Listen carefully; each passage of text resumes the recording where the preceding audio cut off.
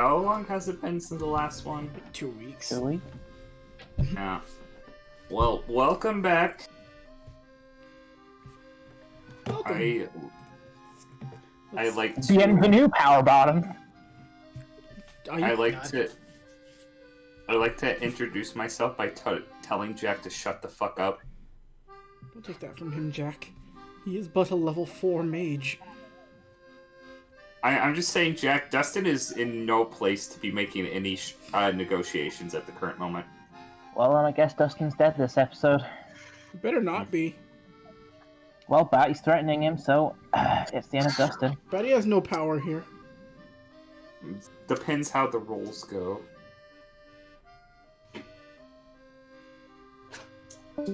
See? Pure threat.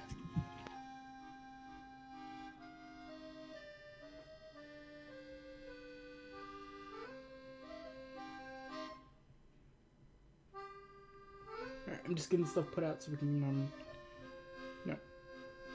be all live. Character sheet open.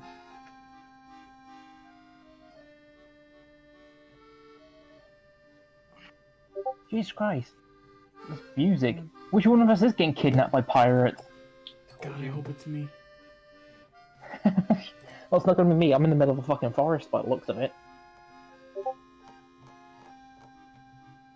Oh boy. You're on the ship of lost souls. Tell us how you joined this damnable crew. I know how I got here. You see, I froze a baguette, and then I robbed the bank with it, and then I beat up a blind monkey with his accordion. What the fuck?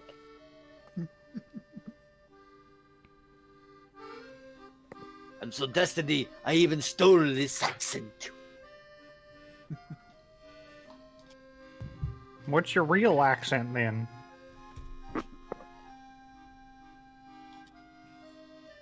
Hey there. I'm just a poor baker who lived on a street corner before I Got a wild streak. Oh god, he sounds like a neckbeard.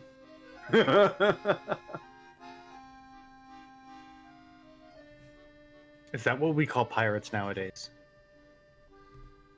Neckbeard the pirate. Neckbeard the pirate.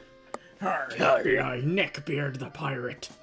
How you be liking my stick-on tattoos? It's just a My Little Pony, Jolly Roger. Jack, they did that. Ah! No, no, you're lying to me. My Little Pony the movie. They have air pirates. Oh, there's only It's one of the worst points of the movie, and that's full of bad points. There's only one good air pirate, and that's Don Carnage. Don Carnage. Don Carnage is the air pirate we all need. No, there's one good pirate out there. Sticky Beard? I'm gonna say Blackbeard from Muppet Treasure Island. Oh, Long John Silver. Yeah. Oh, Long John actually. Silver from fucking Page Master? I love him. Long John Silver's the restaurant. I love it. It gives me diarrhea. Look at here, Richard Tyler. He be having a library card. A cabin boy don't need no library card. I fucking love that movie. I love that movie too. Long John Silver's, I just want to say, is probably like some of the trashiest seafood I've ever had, and I can't get enough of it. Now, Carl's Jr. is the trashiest seafood you'll ever eat. Why? Hold on. Like, if you're getting seafood there, that's like a limited time per year thing. Yeah, and it's horrible. It's a limited Of time. course it's horrible. Yeah, you know why it's limited time per year? They're waiting for the fucking FDA and health inspectors to go out of town. You know that every Lent you just see all the fucking posters up at Jack in the Box. Oh, Carl's We Jr. got You'll never be anything like Carl's the Senior. We're just kind of ramping, like, and vamping right now until we wait for people to file in. File. File in. Arguably, the exact opposite has happened. We We could can still start. get introductions out of the way. We should start a roundtable discussion like stream where we just call it the file cabinet. It's not a bad name. That's Yeah. not bad. No, at all. that's what we do if we want to do fucking Arcade games. creatures and cryptids. Oh, I thought it was like a cooking show. We can do That's X-Files. where we talk about very like more classy discussions like asses.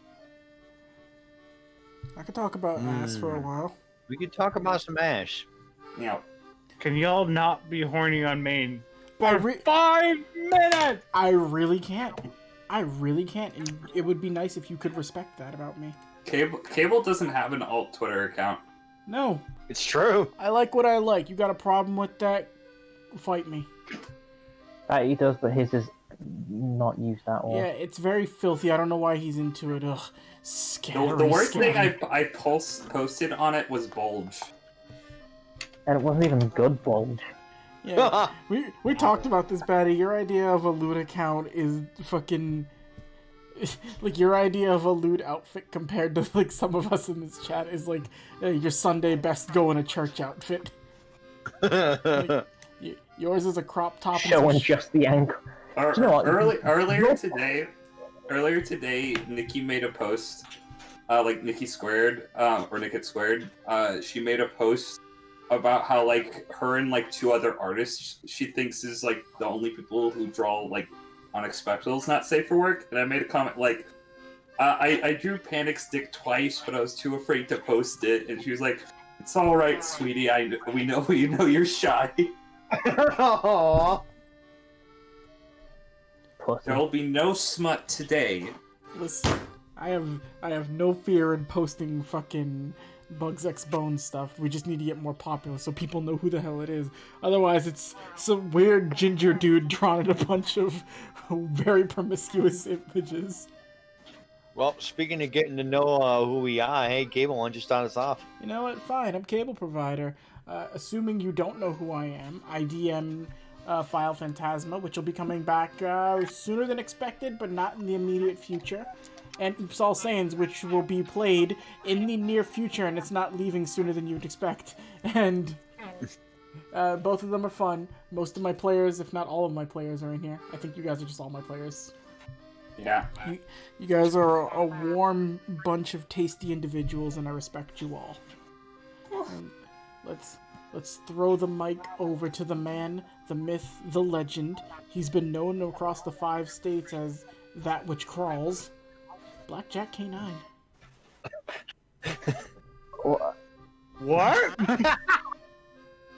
I'm not even American. I've never been to the States. I don't know. Okay. I've heard you burp. That's a very American burp. I hear freedom and hypocrisy in that burp. Anyone who's ever watched Digimon is quite knowledgeable of Jack's burps. While we talk about that, I'm gonna go get a water. I'll be back. Hi, I'm Blackjack K9. You know me from such burps as Digimon and Digimon. I do shit. My commissions are currently open. I'm in everything else on this channel at this point, so Chibi. I'll fool my mouth a bit. Chibi.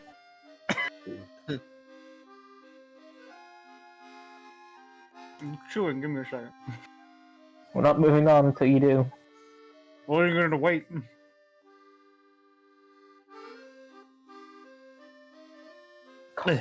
There we go.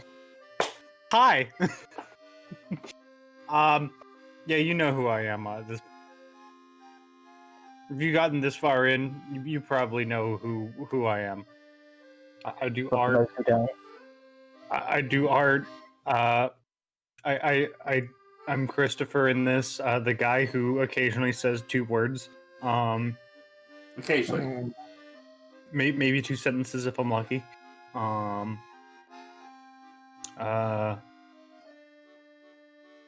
I have pretzel chips. Yay. Look at you, Chibi, with your pretzel chip having self. Dan. Well, hey there, Ninja Dan's Funhouse. I be playing Grifter here in Bugs X Bones. You also know me possibly as Daisuke Bomb Phantasma, Shino, and Digimon. Doc Choi and Oops All Saiyans at DMD Nocturne. Can't wait to do a session of that again. And with these days off I'll have coming up, I'll be able to work on it too. I gave you a certain idea for that too. Oh, it's happening. Oh yes. Don't worry about that. Don't you worry, you sweet face, any of that, Jack. It's happening. Oh my god, are we doing Robot G-String Beach Party? Close. So, I'm gonna flip it over to the pretty lady with the can of gravy. Noodle. Hello, I don't in fact have gravy, but I'm Noodle Laser. I play Coco here. I play Kunai and Final Phantasma. I play Chini and Oops All Saiyans. I will be DMing Unreal once I can get my shit sorted. And yeah, I draw things too. Good times. Next person. Luis! Hey, I am Luis. My thing is music. I play Selks here. Just the only thing I have to promote is that special pricing for my music commissions is available till tomorrow. So if you need some music like the music we use all over the channel and other places, hit me up. Just if you talk to me on Saturday, prices are going up. Correction. Yeah. If you're listening to this live, it's tomorrow. If you heard this on YouTube, it's long past. You missed a chance. Wow, Louise, I guess you don't play Camille in Oops All Saiyans. Look, too many stuff to remember. No, okay. No brain power. Cable, Can you do a cover of this accordion track? Cable, you don't really play Camille in Oops All Saiyans. He's just kind of like a being. No, Chini's just a being. What? Chini just exists to go and destroy things and talk to ducks. But we're not playing that today. We're playing Bucks' Bone. So, Batty, take it away. And that I see how you feel about it. Batty! I love her, you little puppy. Did we get everybody? No, we still gotta get Batty. Yeah. Yeah, Batty. Okay, so quick things out of the way. Battery Buddy on Twitter, Tapas, Webtoons, and Twitch, and I think that's it. I am a cartoonist. I draw comics. I'm a VTuber now, which is kind of cringe, but I am cringe. There is... Okay, Cable. Can I potentially announce something that we might have been working on that we might release at some point once we get all finished up? Yes, though I don't know what it is, so I'm prepared to have put my foot in my mouth. Go ahead. Okay.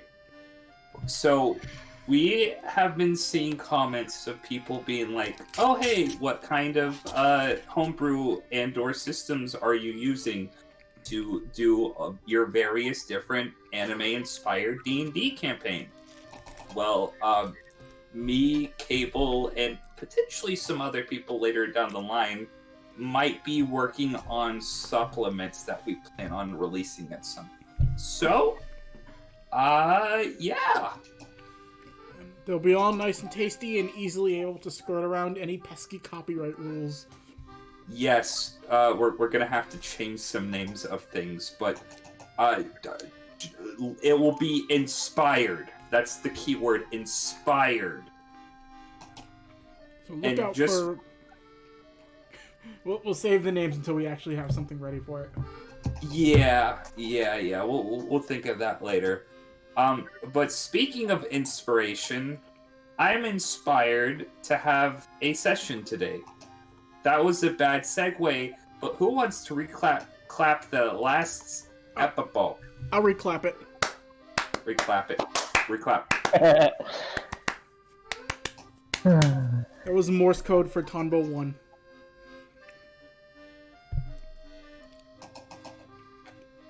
Does anyone even remember? No. Seox got yeeted, so we traveled into the woods with some clowns and magicians, so Batty doesn't have to say they're all clowns.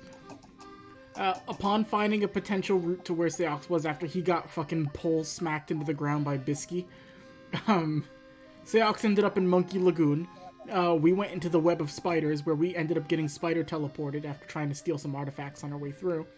And the party is now all separated in different parts along the continent, and we're gonna all have to do our part to regroup with each other. Or die on the way. You better not. If Dustin dies, I will kill him. Okay. Well, if you're ready to start, I think we're gonna start with Noodle. Check on how Coco's doing, but does everybody else want to roll me a casual initiative? Not really, but Do it, bitch. That's funny. Apparently Tombo wants to go first. oh, I don't want to go second. Where am I on this thing? There I am. Bollocks. That's not Scythe, that's Dan. I've got to change my icon over too. Yeah. Go ahead and add Noodles. It's been a while, guys. Been a while. Been a while. Is the stream live for anybody else? Because I was having some internet hiccups before we actually fucking start this. Okay. It also looks like we dropped down to like 1 viewer. I thought we were at like 5. I guess somebody check. Let's just double check.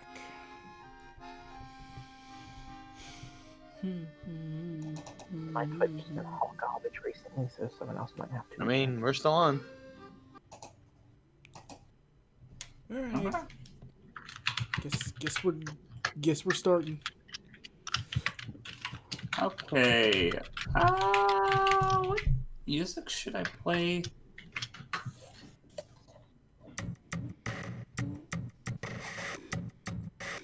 Let's go to the Cocos.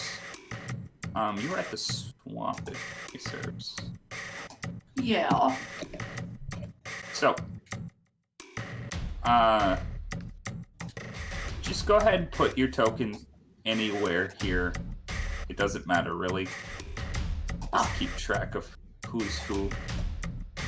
I seem to recall I also have a Victoria in my current... You do have a whole Victoria. I better not have a half Victoria, I will be very upset. No, that's... Only Terrence comes in half sizes. Ah. I'm gonna resize you. So we have a better sight. So, after, swimming... Actually, I need to pull something real quick.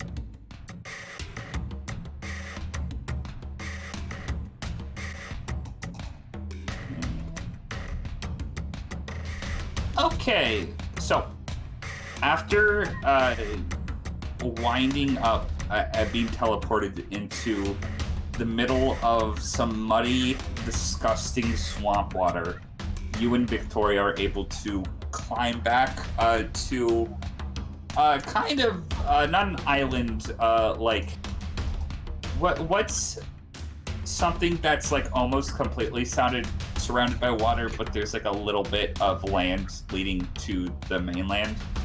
An embankment? Yes, you land on a muddy embankment. What are you doing currently? Well, I assume our clothes are all yucky from swamp water. Pretty yucky. We're going to climb some trees and dry yourselves off, get a view of the surroundings. Okay, roll me an athletics check. Athleticisms? Athleticisms? 25. Yeah. Okay, so, you decide to climb a tree. Pretty easily, I might add. I'm gonna say, yes. So, Victoria also is able to climb up pretty easily. Roll me a perception check. Oakley. That one. Oh no. Okay. So, you're trying to get a good view of everything. But before you do, you're actually accosted by a swarm of bats. And you cannot make out high or tell of everything. Eventually the bats do disperse, but you realize the fog has set back in over the swamp, and you can't get a good sight of anything. Dang it. That's alright. We can look later. You're right. We should probably think of a fire and set up hammocks and all that stuff. Okay. So, roll me a survival check to both collect stuff to make a fire and also to build it and light it. I'm gonna say with advantage. 22. 22. You've hung out with Tonbo for a while, and also your own training back where you're from. You're able to make a pretty decent fire, and you and Victoria start to warm up before you catch colds after getting soaked in swamp water. Yeah, I would also try to find some plants to burn that would be natural insect repellent. Okay, that is going to be a nature check. Okie dokie. Determine which plants would be suitable. 6. You find some leaves of some sort. It might work as a insect repellent. You know that a lot of insects just don't like smoke, and this type of foliage will get this fire nice and smoky. Okay, it's good. Smoky fire. Smoky fire. Okay. But yeah. You light a fire, get a big cloud of smoke going up in the air.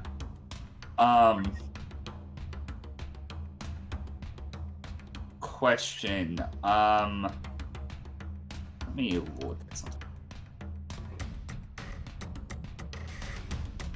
So,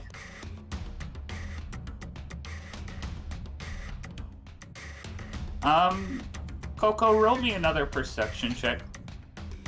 Okay.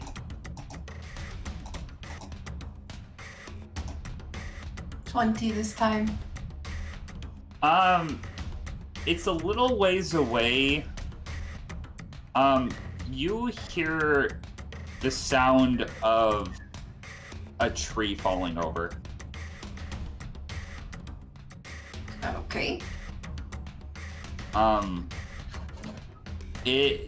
Other than that, you see birds flying away from that direction. You can determine that there's something that probably knocked down the tree. Okay. I would like to insight the falling of the tree. Wait, so explain to me what you want to do? So I am going to try to insight to see if whatever caused the tree to fall down is headed in my direction. That would probably be either another perception or an investigation check, I'd say. Okay. I will do perception. 19. Perception. It might just be, but it's probably gonna take a little bit to get there. Okay. You kind of notice that the way the bird, there's actually, you see a trail of birds. You kind of climb back up a tree to kind of see again, and the fog is thinner towards the direction you are looking, which seems to go further into the rainforest.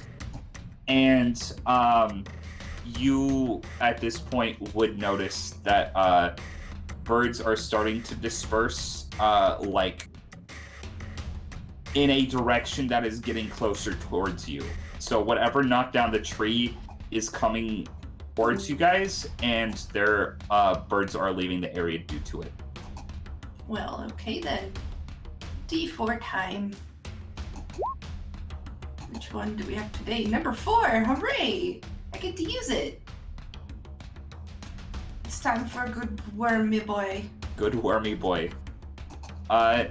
you summon a very tall-looking humanoid figure with a large worm biting down over its head, almost as if it were its head, as you're getting ready for something. And Victoria's actually gonna look at you.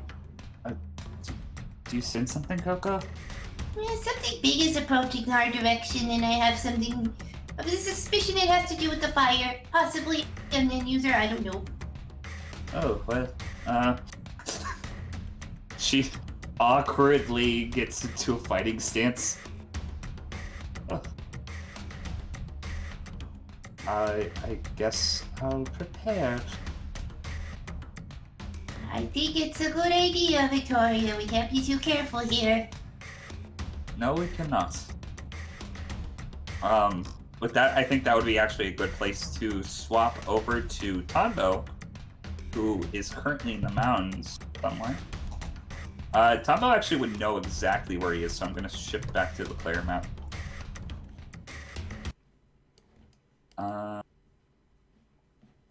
Do I want to play now?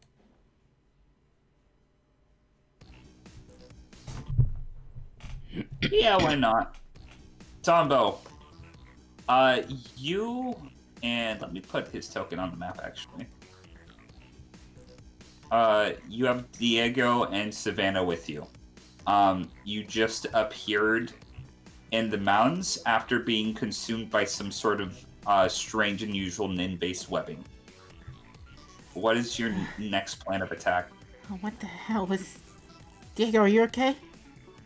I think I'm fine. Yeah, no, I still have all my limbs. Alright. Even the tiny ones. And he wiggles his... It's like...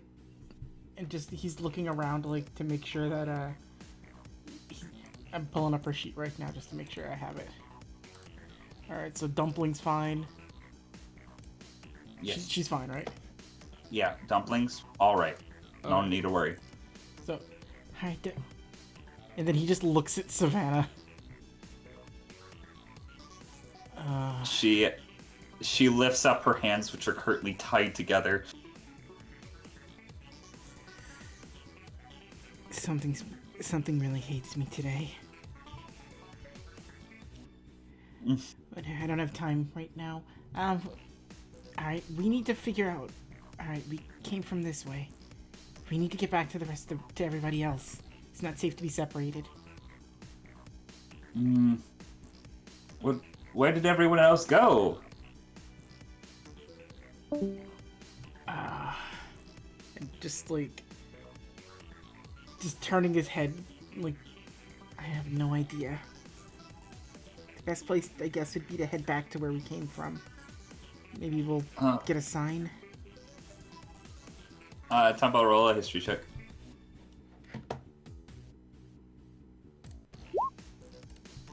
Three.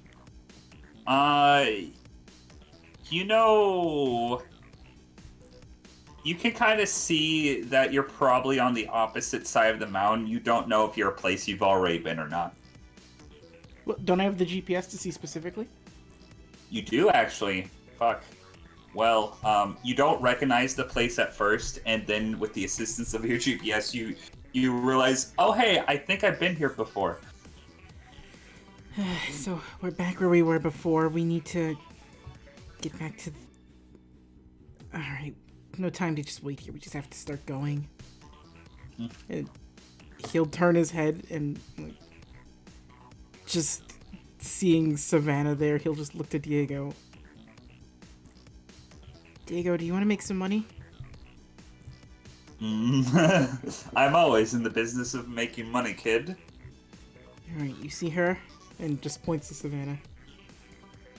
Yes, the, Miss Sunshine over there. 1 million, Jenny. She's not my problem. You take care of her. Will do! Well, Missy, let's get going. And, he's gonna, like, put his hand on her shoulder, but she's gonna try to bite it. Oh, she's fierce. And then he's just gonna start, like, making his way towards where we came from. So, using the GPS to navigate ourselves here. Now, I know out of character I wouldn't know where this is, but in character, would I see Coco's smoke signal since she's not far? You wouldn't see it currently, because... So, let me describe where you are right now. You are not at the top of the mountain currently. You are almost to the top, but you can't see over the mountain. In front of you, like, after you get over the hump of the mountain, there's a giant crevice that kind of breaks the center of the mountain, and in front of that, there's where you would be able to see, like, the rainforest and all that sort of stuff. Got it. So, that's what currently you're dealing with. So, with that in mind, then, I would actively be trying to, like, navigate us around the side, like, going, hold on, pull up the thing. Like, going, like, this route, so that way we'd be in a position to see clear back towards the forest. And then, like, just still going off to the side, but taking as straight a path as I can in the direction I know I have to go. Okay. As you're traveling, and you can choose which square you want to move specifically, roll me a perception check. Get a lay of the land. We'll say we're going, like, right here. Right here. Okay. Is this a site-based check, or? This is site-based. Okay, so someone will be with advantage then. Yep. 23. 23. Okay, so, let's see what you see. Let me get all my dice out. So, the weather is pretty normal from what you were used to. Sunny for the most part. As you're running, you almost step on something that you perceive to be a rock, but then it opens one of its eyes. It's about the size of, what should I describe this as? Like, almost like a beanbag chair. But it has a very, like, stony texture to it. It stands up, and you see it is what looks to be like a giant horn-toed lizard. It doesn't seem to pay you much mind, though. Just looking at it, so it's like a big, like, rock lizard? Yes.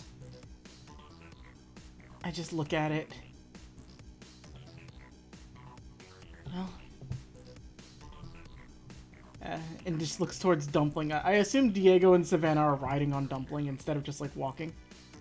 Oh, yeah, Diego is not fucking walking. Might be walking. Patty, can I attempt to see if I can get this thing to come with me? Yes. Roll an animal handling. I told you this is what I was gonna start doing when I find them. I know. 16. That's like the worst one I've ever rolled. This thing just kind of blinks his eyes and starts walking away very slowly to find a new spot to bask in. It doesn't seem to mind you, but you're kind of, like, in its area. Can I try to offer it food to see if it'll come with me to attempt another check? Like, give up a ration? I'm gonna say this thing isn't gonna go after food. Can I make some sort of nature check to see what might work for it, or? I suppose so. Nature. No, Tombo's in a rush. He's not... Quick attempt, Yeah. Tombo's gotta go. Okay. Shit, I thought it would augment movement speed. Yeah.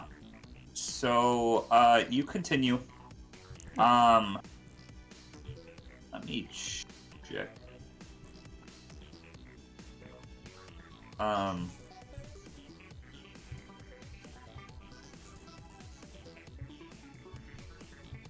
Oh, okay. You, are kind of, like, making your way through, the, like, rocky landscape until eventually you can almost somewhat peek over the side, and you start seeing rainforest. Alright, well, back to square one. I guess getting closer there, can I make a perception check to see if I spot any sort of signal, outlier, just something that looks out of place that might be a point to start moving towards? Yeah, perception. And that's a 30 with advantage. Okay, you see... First of all, you hear something that sounds like a little, like, motor of some sort, and you look off into the distance, from... actually, it would probably be around this direction. Somewhere over here. You look into the sky, and you see some very tiny figure flying towards you, like, with tiny helicopter blades. It's probably it's like smaller than a baby. Alright, I don't trust whatever that is. Oh, do you think we should avoid it, or continue going, or I'm not the boss here. I don't know why you're asking me questions. I can only summon bunnies. Oh, we can throw one of my bunnies at it. No, I like your bunnies. Well, not all of them like me. How many bunnies does he have out right now? He currently has, with the party, I think he only has assistant bun. But he can summon more if he needs to. Only assistant bun? Alright, This is for shits and giggles, Batty. Yeah. Oh god, nat 1. Are you rolling it? I was gonna see if one of his bunnies was cool with me, but assistant bun is like... I'm assuming she just likes me more than Diego right now.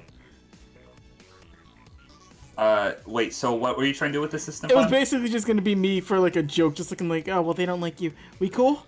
Just like looking towards one of the bunnies. Assistant bun's gonna go up to you. A nat 20 hits you, right?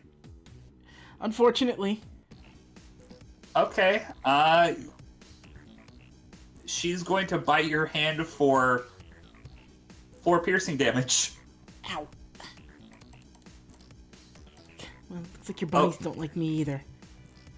They're very fickle, I'm sorry. I don't think I have any medicine on me. It's fine.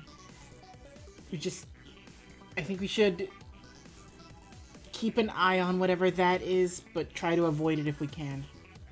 Dumbo, as you take another glance at the thing that's flying towards you, you notice it's carrying something. It looks, with your 30 perception advantage, it looks like some sort of speaker.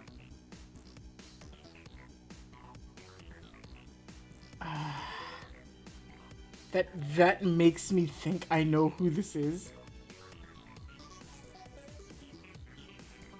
Wait, that can't be. What? Diego, can you throw a bun at it? Oh, already on it. Summons 2 buns. One is a ringmaster, and the other is wearing a helmet and a cape. I don't want to throw that, Betty. Stop making adorable buns. This one is prepared to be thrown. Don't worry, Tombo. Now, normally he's fired out of an invisible cannon, but Mimsy isn't here right now, so you're gonna have to toss him. Alright. I'm sorry, Bun. Would this be an athletics check? He has a very determined look on his face, and he salutes you. This would be athletics. 19. 19? God. That's gonna hit. So, you toss this bunny. Do you want to describe how you toss this bunny? Tombo just like picks it up, and then he starts like spinning around to get like momentum build up, and then he just flings it towards it. And then as it's flying, a single tear rolls down Tombo's eye, and he salutes it. The bunny crashes into this spinning thing, but rather actually is able to grab onto it, and starts the weight of it and this thing that's flying. It starts to drag down, and it ends up falling somewhere in around this area. All right. With my sight, would I be able to like see where it went? Yes. So I'm gonna just go and intercept whatever it is this bunny just took down. Okay. What do I find, Maddie? So, as you and Diego and Savannah continue to investigate this unusual entity, you see Cannon Stunt Bun is completely unharmed. And next to him, you see what looks to be... Wait, I have a picture of this. Hold on. I don't have a token for it, unfortunately, but I do have an image. You see what looks to be like a stuffed koala with a helicopter sticking out of its back. And it is currently holding on to a speaker. Koala? The stuffed koala is going to stand up on its own, walk over to the speaker, turn it on, and you're gonna hear, "Who is it? Who is this? Who are you first?" It's rude for strange koalas to ask the name of somebody. Wait, Tombo, is that you? Wait, do I know a koala? It's me, Kanzai, you idiot. Oh, wait, Kansai, where are you? Where are you? I'm currently working my way back up to the island. I thought I'd employ the help of another nin user to contact you guys before I did, make sure everything was all right. Oh, no. Wait, what? Everyone got separated from each other, and I think we got sent to random parts of the island. I don't know where Grifter, Dustin, Coco, or Seox ended up. Hold on momentarily. Oh, you're gonna hear like muffled screaming in the background. Okay, I'm fine. Oh god. Do you want to update? Yes, please. Okay, it's gonna be a long one. Can we walk and talk? Yeah, sure. Just bring along the little koala thing, and yeah. All right, come on, koala. Oh, we gotta find Dustin soon. He doesn't have his winter jacket. Speaking of which, let's move over to Dustin. Oh boy. Oh boy.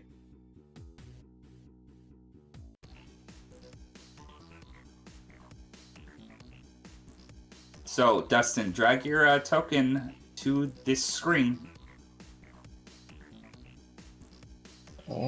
As you are surrounded in a very chilly timber forest.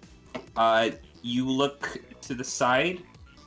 You see Bingo the Clown next to you, looking as menacing as always. And you also see Anito, who landed flat on his face with his ass sticking up.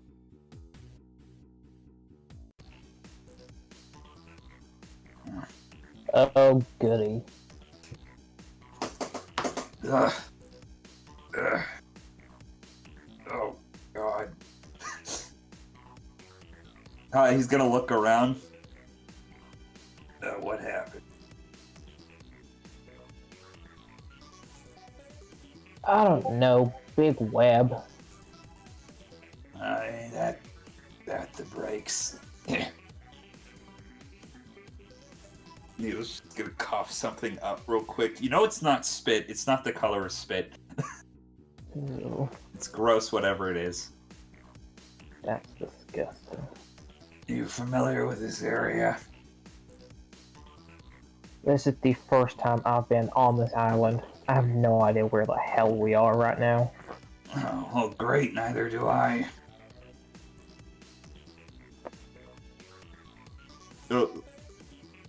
Why is it so cold? He's just... Anito, you're gonna see him. He's kind of shivering. You realize he's only wearing like a short sleeve shirt.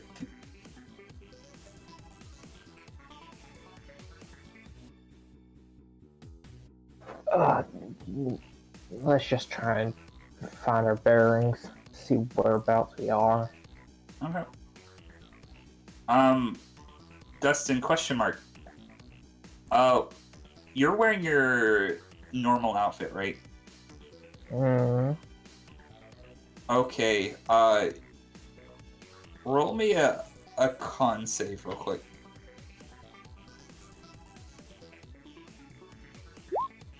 Okay. You feel like a sudden case of the sniffles start to come on, but you're able to kind of like, shake it off weirdly enough. Anito, however, isn't so lucky and his nose starts running. He's currently like using his handkerchief that he uses for his nin ability, and he's currently like blowing snot into it. That is gross. I will take out I'll take out parts of my winter outfit and start putting shit on. Okay. You start to put on your winter outfit to get warm and nice and cozy. Do you make direct eye contact with Anito as you do it, like, oh, to be so warm in the winter?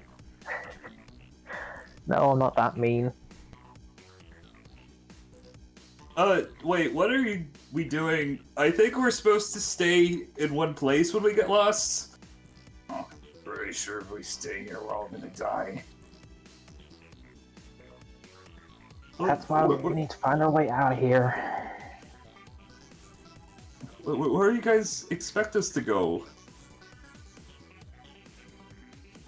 I don't know. Anywhere's gotta be better than here.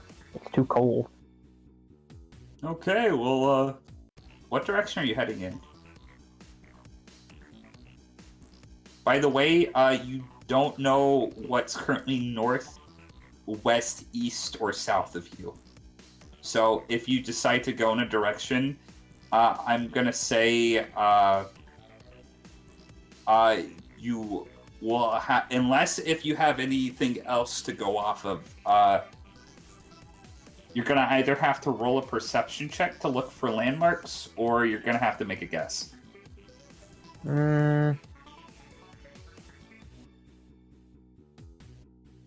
Question. Yes. Is there any sun coming down through here? Okay, Or at least any, like, light in general? it is actually getting closer to nighttime at this point. The sun has either set or is setting.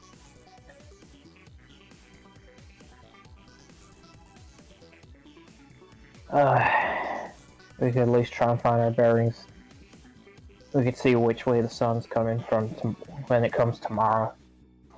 If you don't mind hunkering down in the cold here tonight.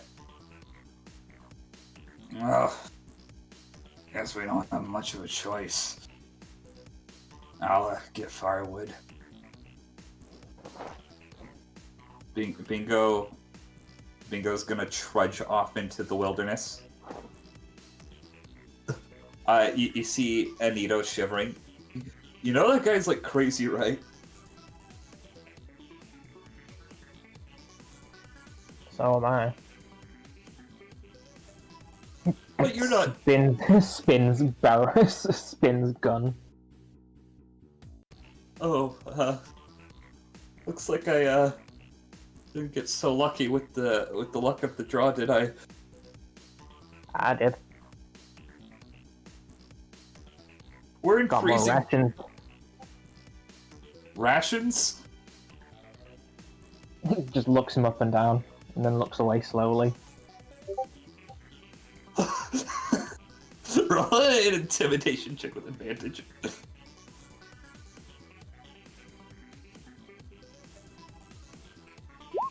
It's a 17. he is currently sniffling in freezing cold weather. He starts sweating despite this.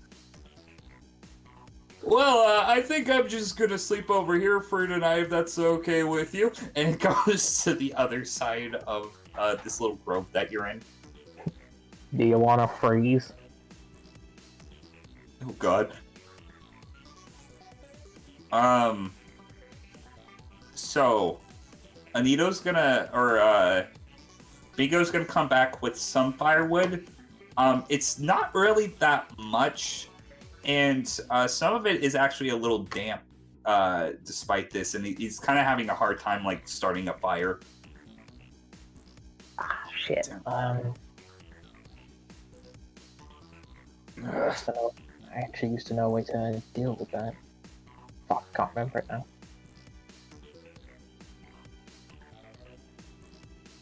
Dustin, Huh? Oh, no, I'll let you do whatever you're doing. I don't know, I just looking through my shit trying to think. Okay. Remember your Tonbo nature training. You're right. I'll take out my anti-crime shit. Here, set that on fire. Why don't you just shove a knife into his heart? I'm not kidding. Take that out, use it to catch fire and dry some of the wood. And then start using that to build the fire.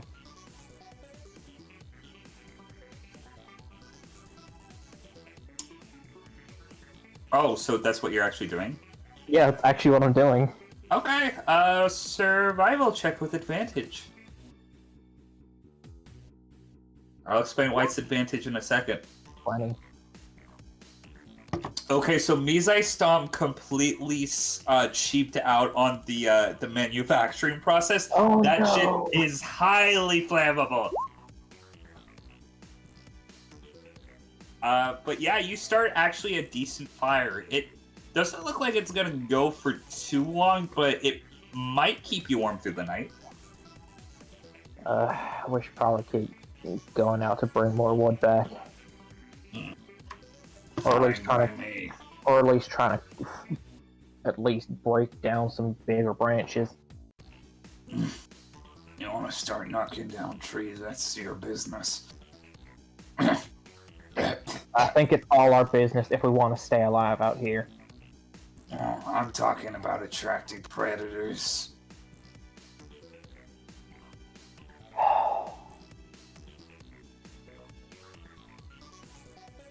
Fine. We'll just keep the fire as small as it is now, but we'll put new bits to it every now and then, okay? Not to attract attention. Fine by me. Dustin, every time this guy talks, he sounds like he's, like, developing a new, like, terminal throat-based disease. Are you dying? Not yet, fortunately. You're depressing. I'm proud of my job. Fucking hate clowns. What was that? I said I fucking hate clowns. At least you're being straightforward. Hey. One time, I was performing at a child's birthday party. Chronic fear of clowns. Parents didn't want to admit it. The kid wanted to be nice. But every time I would make a balloon animal, he would start crying, crying, crying. Parents didn't even pay me full price after that. Very unfortunate. Those days are long behind me.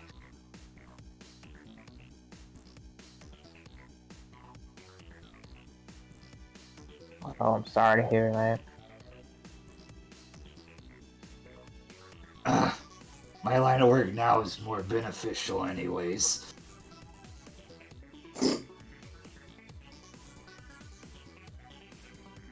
Okay. That was sad. Roll me a perception check. Okay, Bingo is sad, Cable. That's the point. No, I mean, that was like you telling one of your childhood stories sad.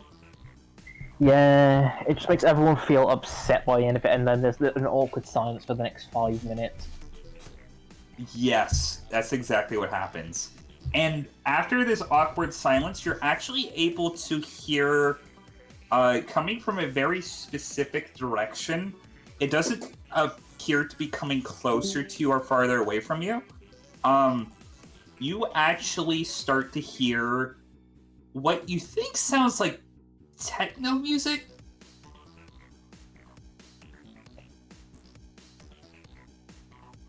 After this awkward silence sets in. And it's very unusual considering you're currently in the middle of a forest. I can't be the only one to hear that, right? Yeah, what? Roll perception for him. I don't hear anything. Oh, you're talking about the... Wait, that can't be right. There's music. Well, what some of the kids nowadays would call music. Ugh. Kids today. I know. Guys, I don't think there should be music here. Should you be more worried? Of course I'm worried. But that could also mean people. Now, if it's good or bad, I don't know yet. Well, I hope they don't come any closer to us. Pardon me? That was disgusting. That was the last person I ate. Start sweating again. With that, let's go back to somebody else. Boop, boop, boop.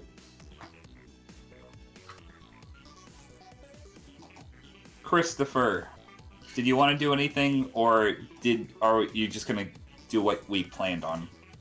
Just moving up north.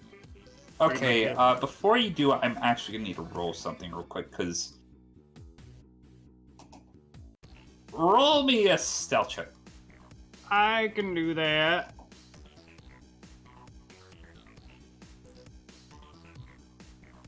$17.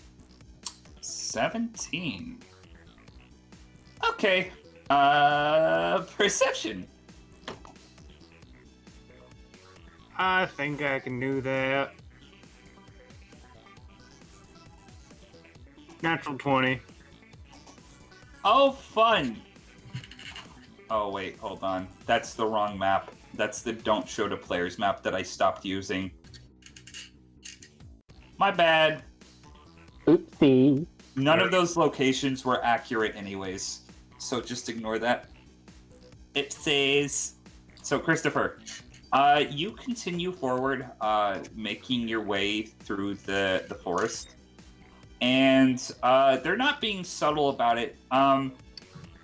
You have the strange suspicion that you're being followed, and sure enough, after a while, you look backwards, and you see two humanoid figures following your trail. And so your fingers. Am I being haunted by salad fingers? Is that what's going on? No, you're not being haunted by salad fingers. You see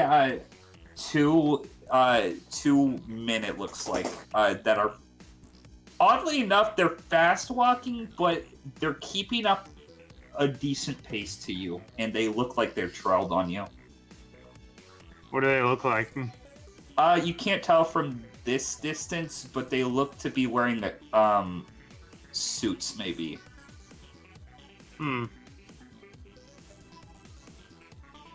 Okay. Where am I currently?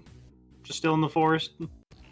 You're somewhere in the forest, but you're going a direction that you assume to be pertinent to your current job.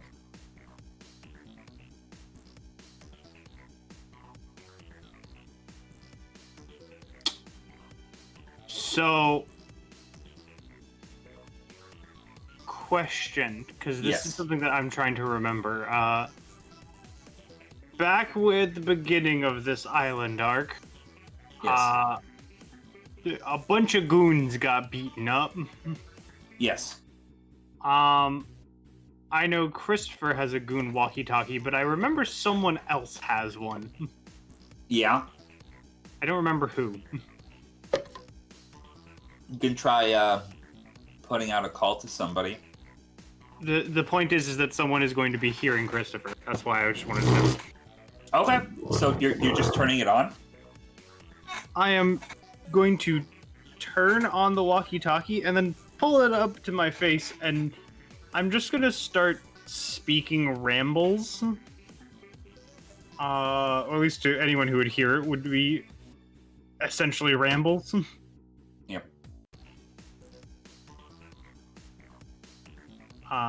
To give the impression to the people that are pursuing me that I am most certainly not alone.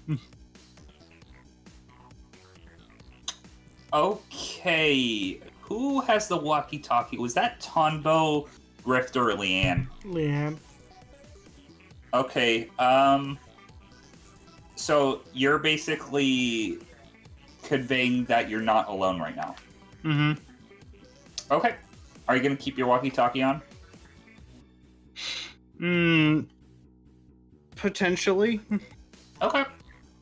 But then after that, I'm going to kind of duck to the side of one of the trees. Just try to get line of sight lost. Okay. You do so. We'll go back to what Christopher is doing momentarily. Also, again, apologies for showing you guys the other map. I do want to reiterate, though, that map is not accurate anymore. Actually, hindsight, I do want that walkie-talkie turned off. Okay, you turn the walkie-talkie off. Yes. Walkie-talkie on and stealth doesn't work well together. Saying. I'm gonna go ahead and delete the old map. Bye. There we go. I just lost. So, Seox, you arrive on land after swimming away from the middle of the lake. If memory serves correctly, you made like a little raft with yourself. And you finally are now in the rainforest.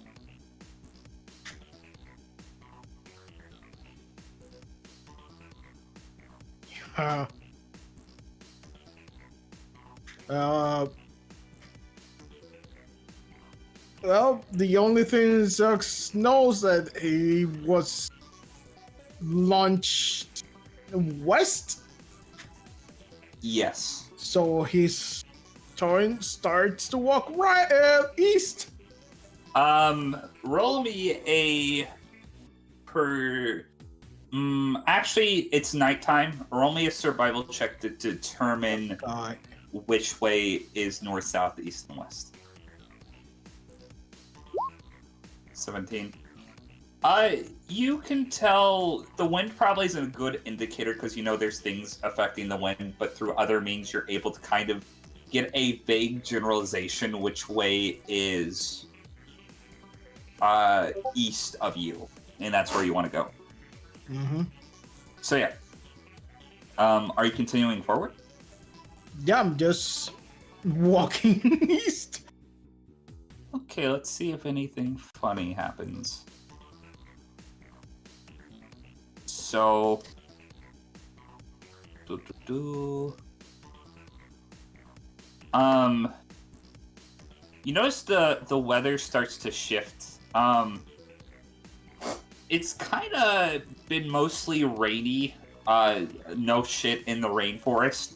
But the sky actually starts to clear up, and you notice it's a lot sunnier than before. Sunnier in the night. Yes, sunnier in the night. No, actually, fuck, I forgot it was night. God damn it. You see the moon. Which, you know, all things considered is kind of crazy.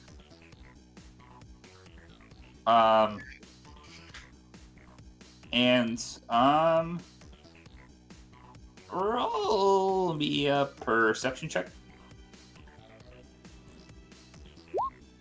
12. 12.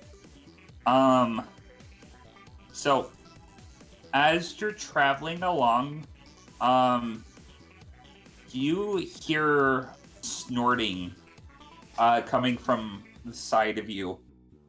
You notice that there are, a flock of boars. You don't know if they notice you yet.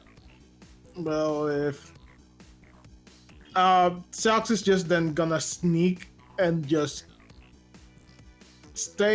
maintain distance from them, but just keep going. Okay, roll a stealth check. 11. 11. One of them sees you and it snorts towards you. I'm gonna see if the rest are gonna go join it. Okay, a single boar is going to run at you full speed. God damn it. Then Sox is just gonna book it. Okay. Go ahead.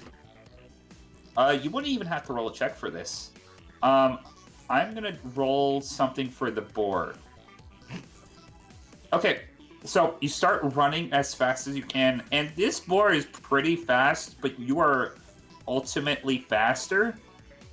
And you start running until the boar eventually tires itself out, and it just goes back to its herd. Alright. Sox then it's gonna like stop running once he notices, and then just like keep walking. You walk like 5 more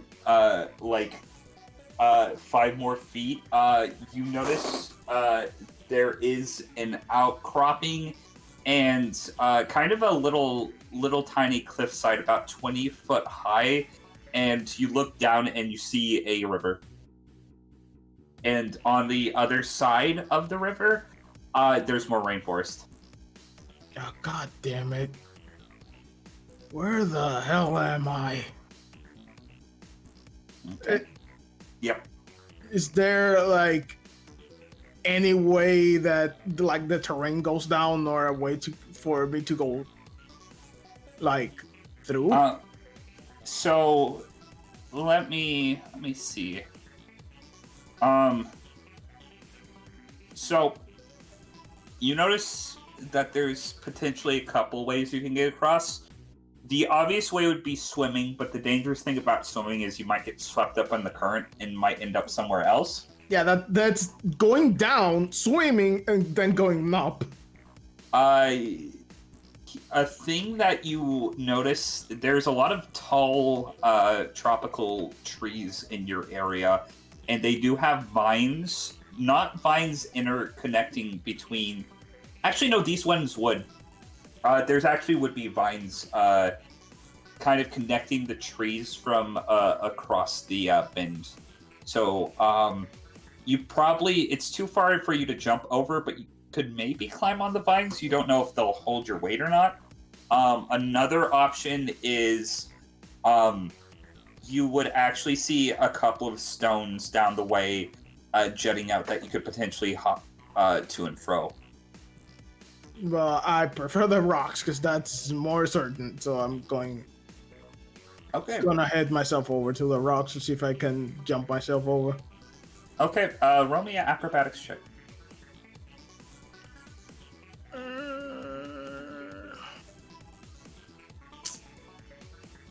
Acrobatics. 17. 17. You're able to make your way over to the other side of the river. Unfortunately, you still just are left in more rainforest. But it's still you feel like you're getting closer. And you're probably going the right direction. Celts is just gonna keep walking. Okay. I think with that we're gonna go to Grifter. Well. Let's drag you over to the Ashlands. Grifter, put your token somewhere on this as you feel a slight chill come over you as you are surrounded by ash. Mimsy is with you, and so is Leanne. We get to this horrible place. And who else is there, Batty? And Bun Dynamite. damn right. Bun Dynamite's also there. Well, looks like we found ourselves in a fine situation. Wait, you see Leanne's actually gonna pick up her walkie-talkie, and then she's just gonna listen, and she's not gonna say anything, and then she's just gonna put it down after a second. What was that? How's Christopher? Apparently he's being followed, or he's not alone or something. I feel bad for whoever's chasing after Christopher. A second thought, you better keep your hands on this. She's gonna toss you the walkie-talkie. Catches hold. Yeah. Okay. Just puts in the pocket. Maybe we'll get lucky and one of the others will stumble across one. So, I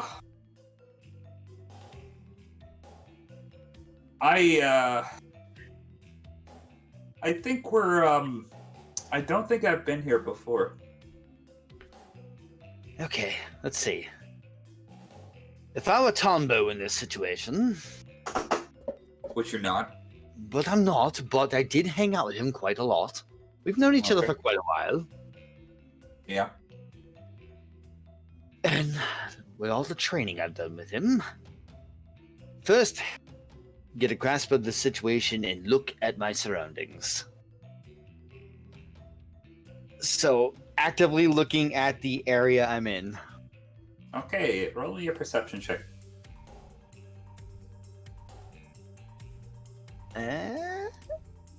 Oh, come on. With a 9 even. A 9. From what you can tell, you're in some sort of valley made of ash. It's almost like ash as far as you can see. You're kind of like on the edge of a bowl almost. And over the rim, you can see kind of this thick wall of fog surrounding you. You think you're still on the island, considering you can see the outcroppings of trees, like, kind of very vaguely poking out of the fog on all sides. But you can't, like, really determine much more than that. Ah! Now here's the fun part. Grifter did see the GPS. Grifter did see the GPS. Roll me a history check to see how well you remember the GPS. A 22. Okay, you remember that there was a gray valley on the GPS that was somewhere in between the large snowy mountain summit and the what you could discern to be some sort of forest, but below that was the rainforest. We got sent north. Really? I took a look at that GPS that Tombo has. This must be that grey splotchy area, or the ash. Oh, we must be close to the mountains then. You're gonna see Leanne's just gonna like reach into her duffel bag and pull out a her trench coat that she wore when she arrived at your guys' house. Let's see. If we all got separated because of those webs, everyone might try to meet up again where we last saw each other. That means we'd have to head south. Well, if I'm gonna determine myself, I would say south is... And she's gonna, like, look to both sides of the valley and realize that currently where you guys are, they're kind of identical to each other.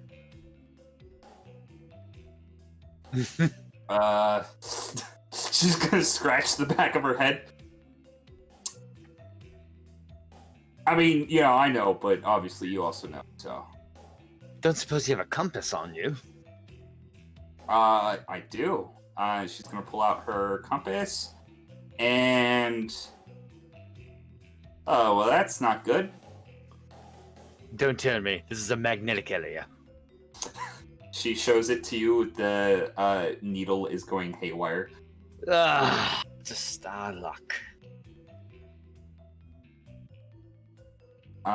You see Mimsy reach in. She's shivering. She reaches into her pocket to presumably pull out some article of clothing and puts it around herself, and seems to be a lot warmer. But it's not an actual thing of clothing.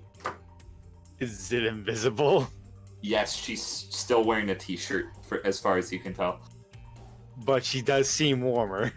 Yes. I'm going to trust that her ability is doing something for her. Okay. How's Bun Dynamite looking? Bun Dynamite has the most serious look on a face that you've seen a motherfucker stare.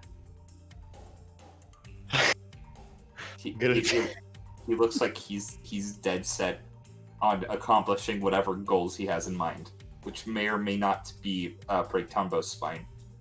Okay. You're one of Diego's summoned bunnies, right? He's gonna cross his arms and nod his head. Do you have any sort of Nen connection to him?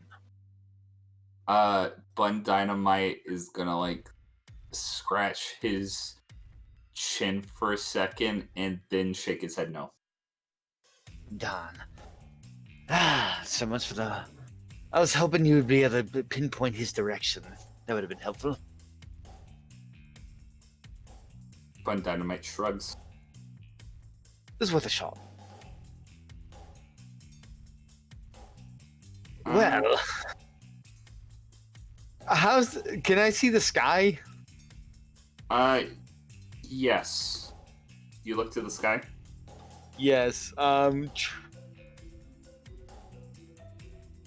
hopefully I'm trying to determine by the stars what direction is south. Okay, you look up at the sky. You're trying to get a good look on everything, but you notice the fog that is surrounding the edges of this area also has kind of started to extend towards the sky, and it's like almost non-visible at this point.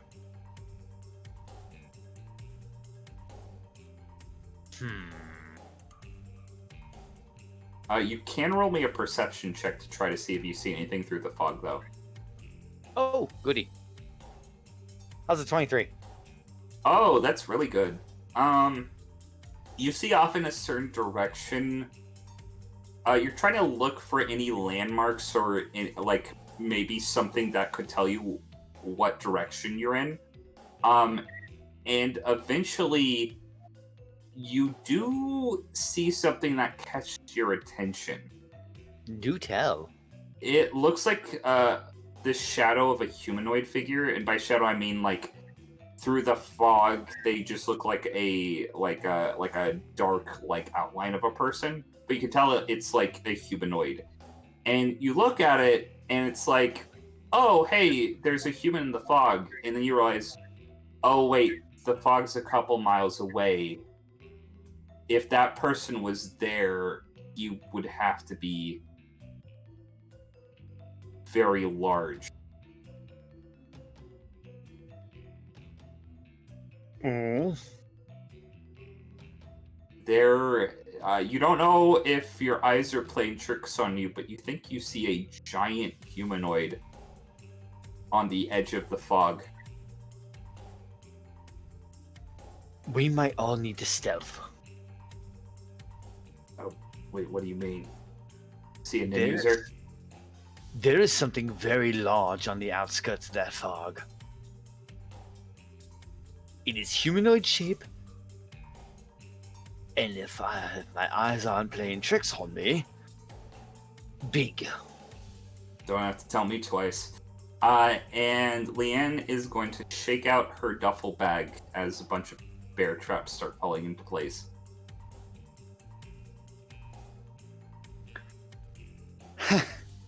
The stories of giants were just stories, right? I mean, every myth is based off something real, so I don't think the giants that the people worshipped were gods, but the fact that they worship giants is telling of something. Looking down at the sword, anything you want to tell me? I thought not. Grifter. Yeah. Roll me a con check. Oh no! Wait, check or save? Save.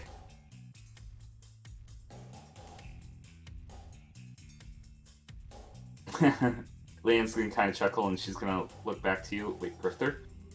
As you're gonna fall unconscious again. In the ash. So, let's jump back to Noodle.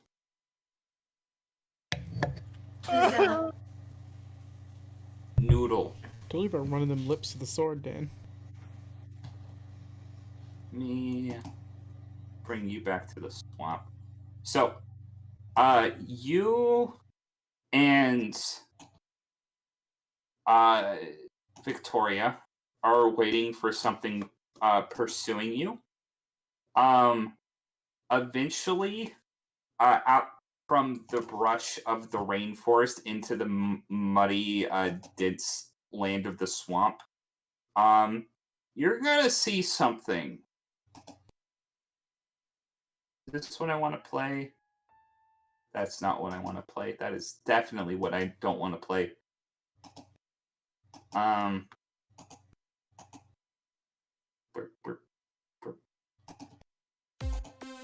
It's not what I want to play.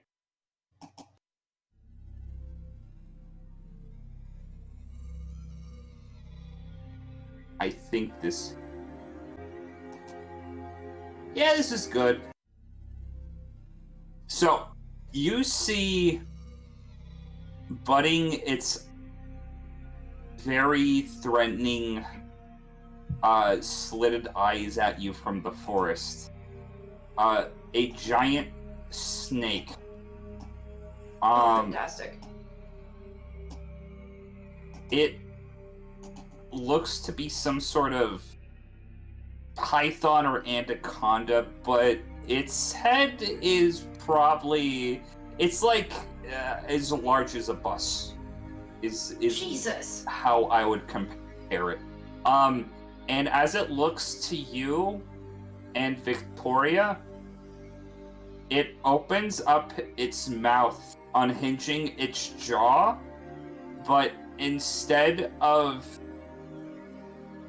like, you know when snakes unhinge their jaw, like, you know, there's that bit of skin in between? It's the front of its face literally splits into two. Ugh. I want you to roll me initiative. Fantastic. Batty, are you not aware that snakes fear fire? I don't know what that means. Snakes are actually afraid of fire. We have a fire going. I'm gonna need to roll something like that.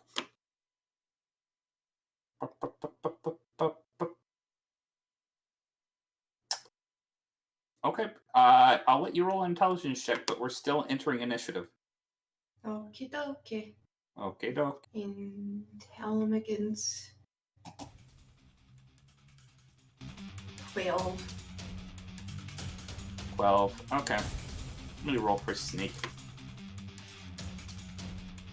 Snake rolled 7. So this is the swamp map I have. Even though it's mostly looks like a water, just imagine it's mud for me. Why do we have a bun? You had a bun from last time. It's just been following you around. It got teleported with you. What kind of bun? I forgot. I think this was Gravedigger bun, if I'm not mistaken. Okay, well it's useless to me. That's fine. Yeah, no. Oh, photorealistic snake. Fantastic. Photorealistic snake, because I didn't have time to draw the token. Yay. I hate snakes. I want you to know this, Batty. I despise them. I am sorry. Which is why I've researched them and their weaknesses so that I may know how best to strike at them should one appear. Well, you know, fire might be a good option. Fire is indeed an option. I will let you know this. Okay. So this thing is kind of like staying back, but it looks like it's trying to get within striking distance. What is Coco doing? Well, I happen to have a wiggly worm god. Did you roll initiative? Oh, I forgot. I am silly. You were silly. I am silly. Noodles, I'm you a should, silly, sleepy lady. you should use large machineries to fight snakes. What? I've heard snakes have something against Metal Gears. Shut the fuck up, Campbell. Shut the fuck up. 13. You beat out the snake. So, Okay, good. I probably should roll for Victoria also. That would be smart. I'm bad about controlling NPCs. Bun will also have initiative, but I won't keep it on the tracker. Why, though? Bun can still attack. Victoria rolled 14. Okay, just a little bit better than me. Good job, Victoria. Coco, what should we do? Well, we should get it to leave. How would you suggest doing that? Violence! Okay. Victoria's gonna sludge through the mud. And she's going to fire off Psychic Blast at this creature. Let's see if she hits. She's gonna hit one time, but the other time I'm gonna have to roll a 1d100.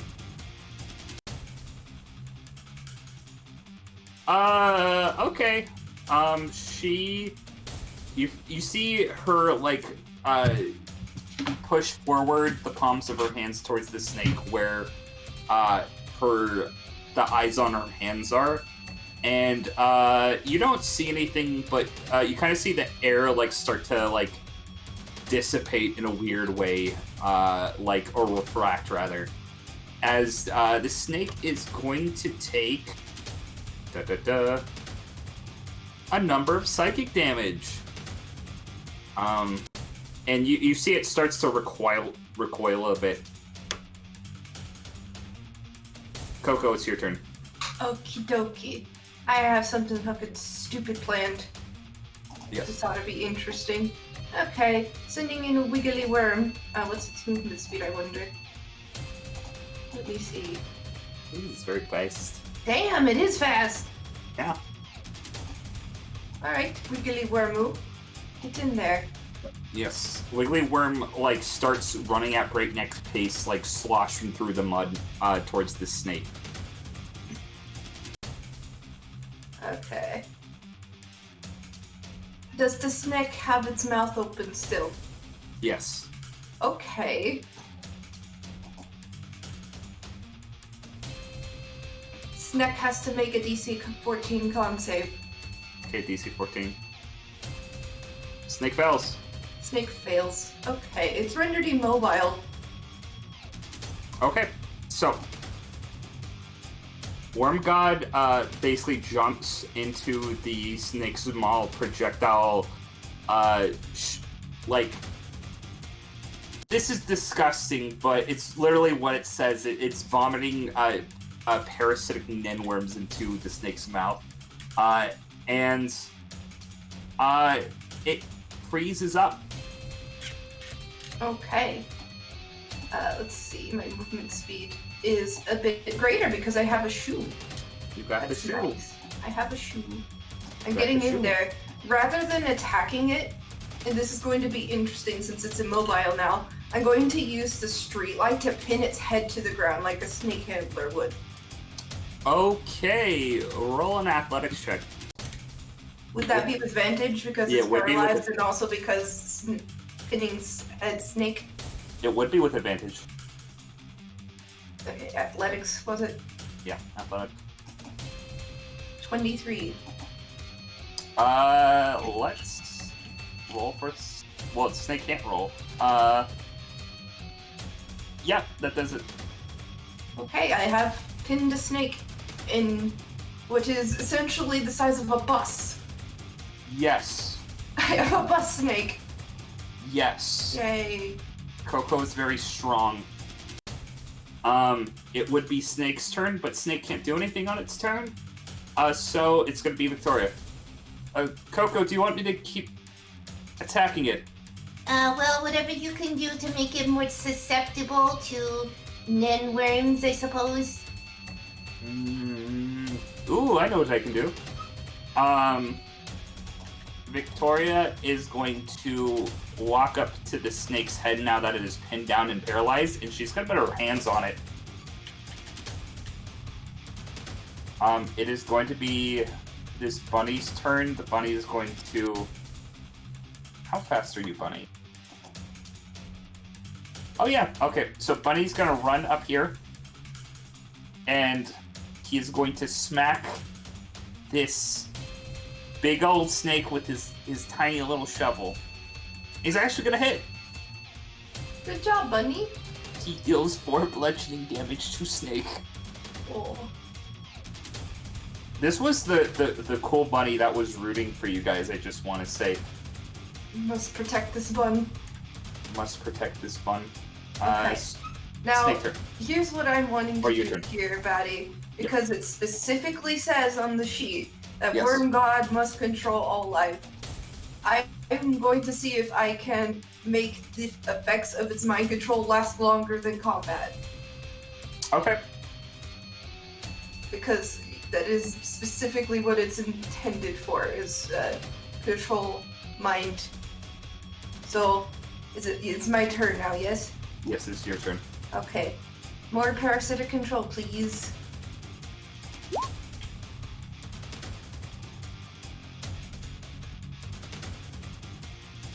Okay. So, let's see. It fails. It is currently underneath your control, Noodle. Okie dokie. So, it is currently under my control. Yes. For how long? So, I'm gonna say until the end of its next turn, but if you want to roll a persuasion check, you might be able to finagle something. Okay, I'd like to persuade a snake. Persuade. Natural 20! You want to describe how this happens? So, you know how especially anacondas wrap around their prey Yes. to choke the life out of them? Yes. Coco has basically got its head in an arm lock. And she's like kind of choking it out, and then she sort of like talks to it like, Come on, you, behave. If you're good, I'll take you to a nice man who will treat you good. That with the mental manipulation that is going on between the between your worm god and Victoria, it's actually going to struggle for a bit, but then it just stops. It's not dead, but it's compliant. Okay, good. Cable, you're welcome. I bring you snack. Noodle, you are bringing me a fucking massive snake. Yes. There's only one name I can call it. What? So, I need you to understand what this was. You just beat a snake using Worm God. That was Noodle with a noodle fighting a noodle. This thing is Noodle. This is Noodle cubed. I beat my worst fear, I'll have you know, Batty. I beat it into submission, and now I have mastered my fears. I am unstoppable. Cubal. Cubal, that's his name. I read its mind. Apparently, its worst weakness is teenage girls by the name of Coco. Very specific. Oh, well, I'll be sure to remind it of that if it ever gets out of hand. Good boy. Or girl, I don't know your gender. It's so, you know how like you can like feel it like inhaling, like it kind of like vibrates the entire area as it breathes, but it is very it like went from being like very like oh holy fuck, this thing's gonna fucking kill us, to completely docile in the matter of seconds. Congratulations. Hell yeah. Noodle, You didn't think I'd do that, did you, Batty? I didn't think you'd do that. I thought you were gonna fucking club its head in. You thought I was going to be brutal with it, didn't you? But no, I'm good to my friends, Cable. Noodle, to be fair, you just had a big worm idiot run up at it and open its mouth and go and throw it into its throat. That wasn't brutal, but that was the most disgusting thing I've ever had the displeasure of listening to. You vomited I like worms. to imagine, because apparently it's humanoid with like a disgusting worm head. I like to imagine that it shoved its worm portion down its gullet and just like erupted down its fucking. Noodle, as someone who's a fan of the Resident Evil series, goddamn, good job. Noodle, just so you know, this thing is Batty. In terms of size, this thing dwarfs Bandit and everything else, right? Yes, this is probably the biggest creature that you've seen on the island up till this point. So, well, you know how we've said that everyone has a pet. I guess that's mine for now. You can keep it. Do you want to know a fun fact? Each area, I might have a specific apex predator planned out for each different biome environment that is top of the food chain. Guess what was the thing for the rainforest and the swamp? Did Noodle just get Noodle just got the apex? Noodle just got the apex. I'm about to fuck your whole ecosystem. No, Noodle, legitimately, you can ride on the back of this thing and just travel around the island now. I know, that's what I intend to do. Find me. Don't worry about it, but I'm going to be feeding it the other failed Nen teams. Well, like with my Yumi and Digimon Knighthood, as long as Tanbo doesn't have to see it. I just want to say the Worm God was a random roll also. It was, but it worked beautifully. Well, looks like Coco has something to put her Horcrux into. Yep. No, I don't want it to get beheaded by Hot Neville. By Hot Neville. Dan, you're playing with powers you don't understand, alright? When you invoke the wrath of a long bottom, we all suffer. Okay. So, going back to our friends Tonbo, are you guys back on the player map? Yes. Okay. Actually, it's Christopher's turn. Christopher. Funny thing. Are you there, Chibi? Yes. 1 second. I need to play it different. Do I have something?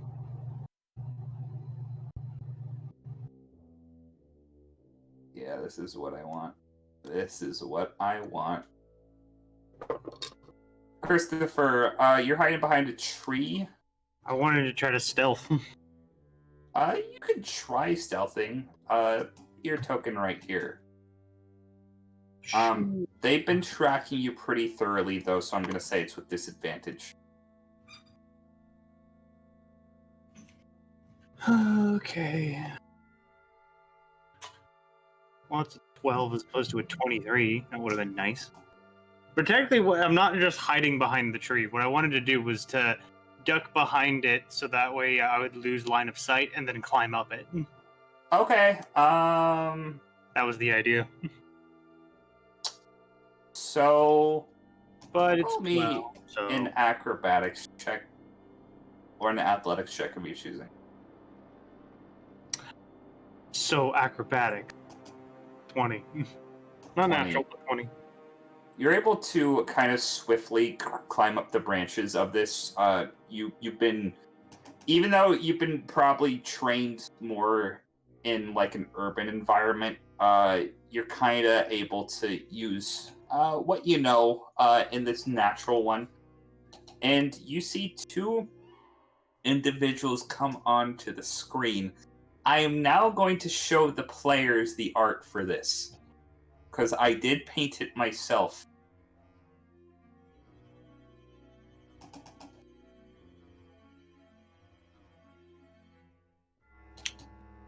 What in the actual fuck is What that? the fuck? Hey, what? You see two individuals walk up. One is carrying along what looks to be a large vinyl case of some sort. And let's see what else. So you see two gentlemen. Sure, we'll call them that. They're both wearing matching yellow suits. They're about the same height, and their faces are completely covered in skin.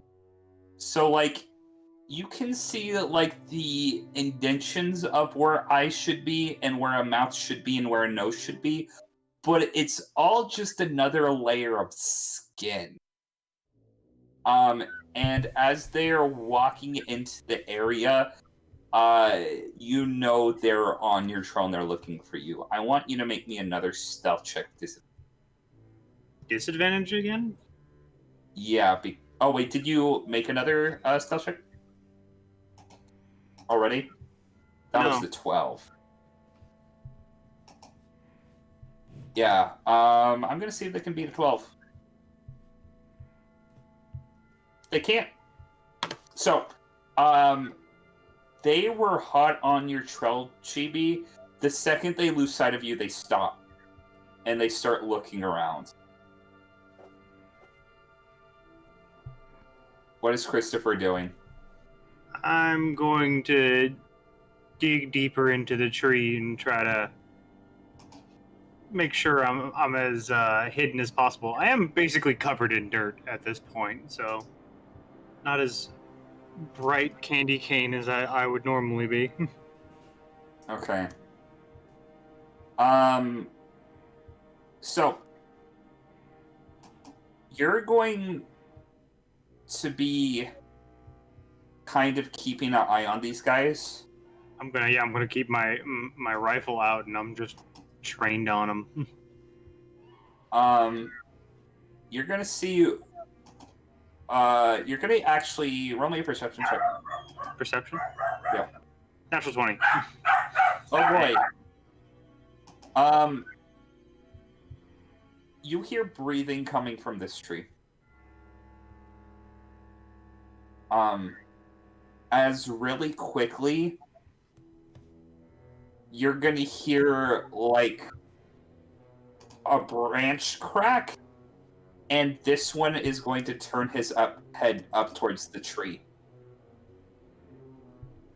You're gonna see this humanoid of normal build reach for the trunk of the tree and completely slam the entire thing down in one swift motion. As you see a human of some sort. Have a placeholder token for them.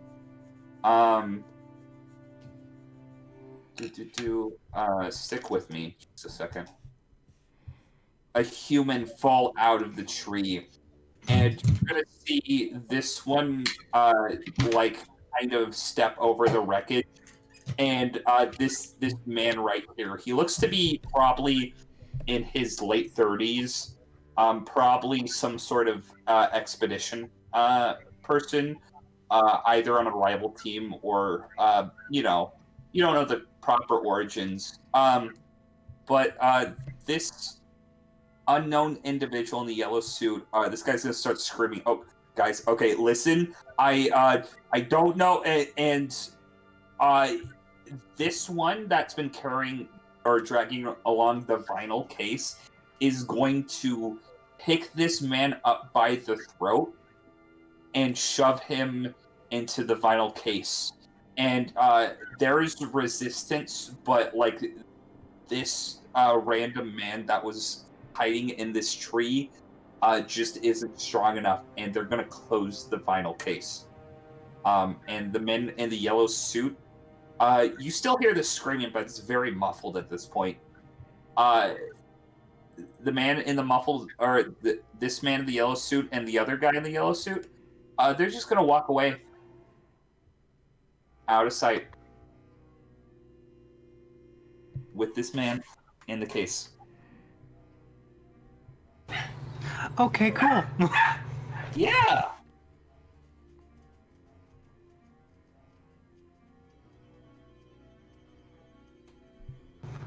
I'm just gonna wait for like a good maybe 5 minutes. Okay. You wait for 5 minutes. And then after that point, I'm going to click the walkie-talkie on, and I'm just gonna finally talk into it for a quick second and go, "Hey, anyone hear me?" Hold on, we have a situation right now. Can you call us back? Oh, no problem. And Leanne's gonna hang up. Huh, that's what black. I'm going to just slowly get down, still keeping my eyes trained on everywhere, essentially, just in case some might be hanging around. Perception check. 25. Okay. Those two people, and any other humanoids, as far as you can tell, are nowhere in the near vicinity. All right, then we are going to drop, and we are going to go in the absolute opposite direction of where those fuckers came from. Good thing the opposite direction was where you were heading. They were following you, and then they backtrack after they got that guy. I know, right? Handy. Getting the fuck out of here. You head on, and I'm gonna move you up a peg on the map. You didn't even try to ask for directions, Chibi. No. Chibi and I discussed his plan of action, so that's why. I'm just saying, they seem friendly. They're, they're there. They give funny neck hugs. Absolutely delightful gentlemen, I'm sure. Absolutely upstanding citizen. I hate you so much, Betty. That shit is actively more creepy than anything you've ever made. Just fucking yellow-suited idiots running out of the forest to grab you and put you in a bag. It's a fucking fever dream. Oh, great. Yeah. Oh, great. And Grifter's unconscious now, too. You're bag material right now, Dan. So, Seox, you're traveling through the rainforest. I think you skipped over me. Did I skip over you? Yeah, you said, oh, it's Tonbo's turn. Let's jump to Christopher. Oh, there was 2 Cocos in the initiative order. That's my bad. Wait, what? Yeah, it's because we had an encounter for Coco. So, Tonbo, you make your way over to the little Kanzai koala bear thing. It's weird because it's acting out Kanzai's motions, but you can hear the noise clearly come from the speaker. Okay, so this is what I'm thinking. I can give you an update, but maybe somehow we can use this little guy to somehow contact the other members of the island. Plush, the guy that's controlling this thing. Might take a while, but we might be able to get you linked up with the other members and maybe decide on, a meeting location or something. That would be helpful. We just need to get people into a certain spot. I'm heading back towards where we all got separated from, or at least in the general area. Is there any recognizable landmarks in that? Just a large tree. There's a very large tree in the middle of the rainforest. There was a large tree, right, Patty? There was a large tree? Yes, there's a very large tropical tree. At the very least, if I get into the forest, it shouldn't be too bad. I have experience with it, so I shouldn't get lost, so if they can make their way towards that tree, I can at least find a way to get close to it, and hopefully, maybe, according to the GPS, it looks like it's towards the end of a river. So, I don't know. I think that's the best place to have them go, at the very least, just to find everybody. Okay, well, I'll take this little guy and, just send him going other places. There's probably a couple things you should know, before I, Again, it is very funny because it is Kansai's voice coming out of the stuffed little koala. Yeah, so there's been things going on while you guys were away. How bad? So I checked in with Anne in the compound. You know how you were worried about your cousin and the ape? Is Matches dead? No, actually, the two seem to get along fine. The problem is Anne. What is she doing? She's been, going on, she's been taking jobs while you guys were away. She might be in trouble with, Plush, the aforementioned koala guy that I'm currently, who's currently helping me locate you guys on the island. See, your friend is a blacklist hunter, and a lot of the other blacklist hunters, who have been going after very specific jobs with similar targets as her, have been complaining, not that they've, lost out on a bounty, but, how should I put this? You know how some people hire you to capture people alive, and some people it's dead or alive? Is she just going for all dead? That and some of the ones that are, supposed to be probed for information. So, those involved in surveillance activities, crime hunters, other blacklist hunters trying to go after bigger targets. She just kills them all. I know, we're hunters, and that's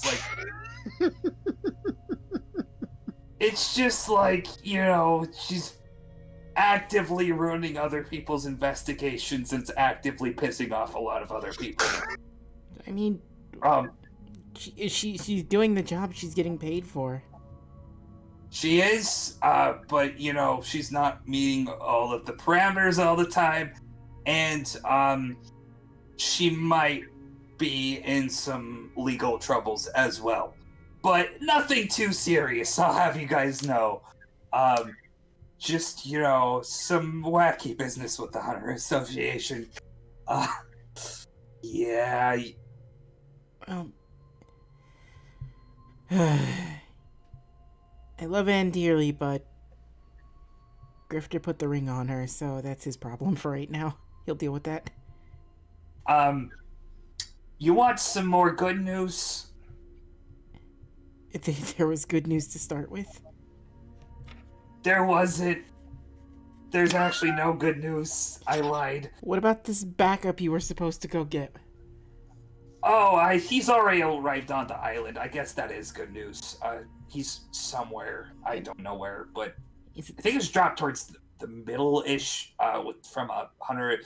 Anyways, Can I get he'll help you if need be, but his main objective is saving survivors. So if he gives you the cold shoulder, don't take it too personally. Can I get a name so that we at least know? Sam. I don't know if you're gonna like this, but he may work under me, Zystom. He's working to become a potential Zodiac. He works for the cow. Yeah, he kind of wants his position as crime hunter, which is weird because, Mizai Stom is the cow Zodiac, but this Sam guy kind of looks like a dog, so you'd think we'd go after the dog, but no, he's full on taking... It's weird. I don't know.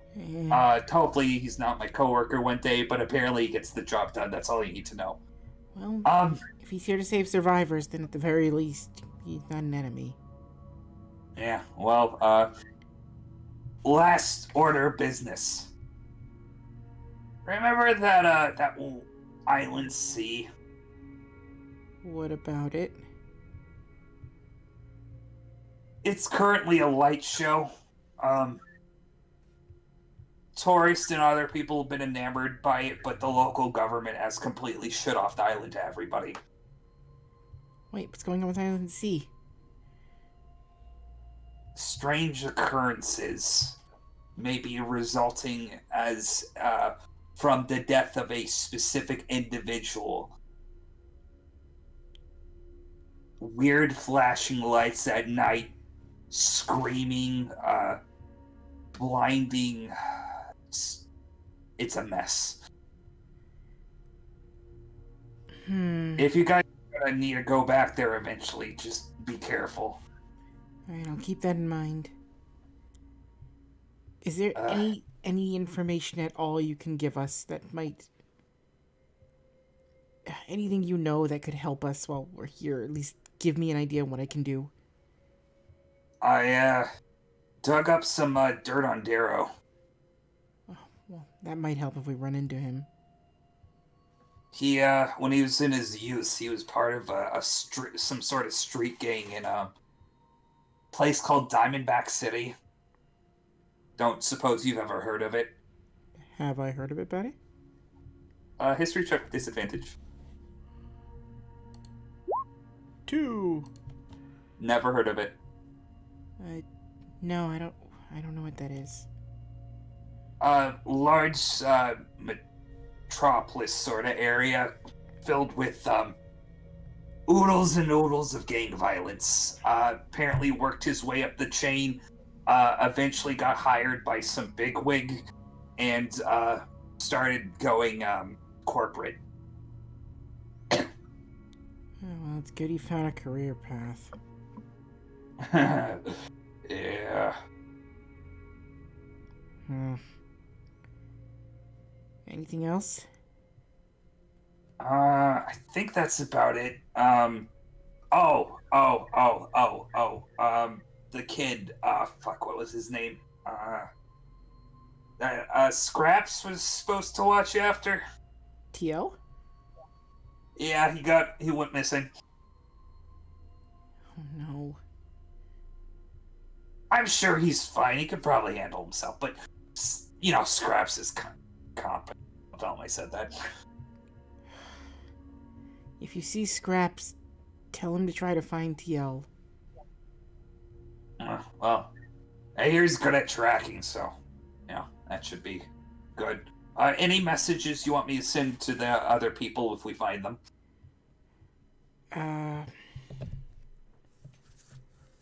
Tell Scraps to watch out for TL, and Tell him to stay vigilant around Island B if some people get sent towards the spot we found Grifter in.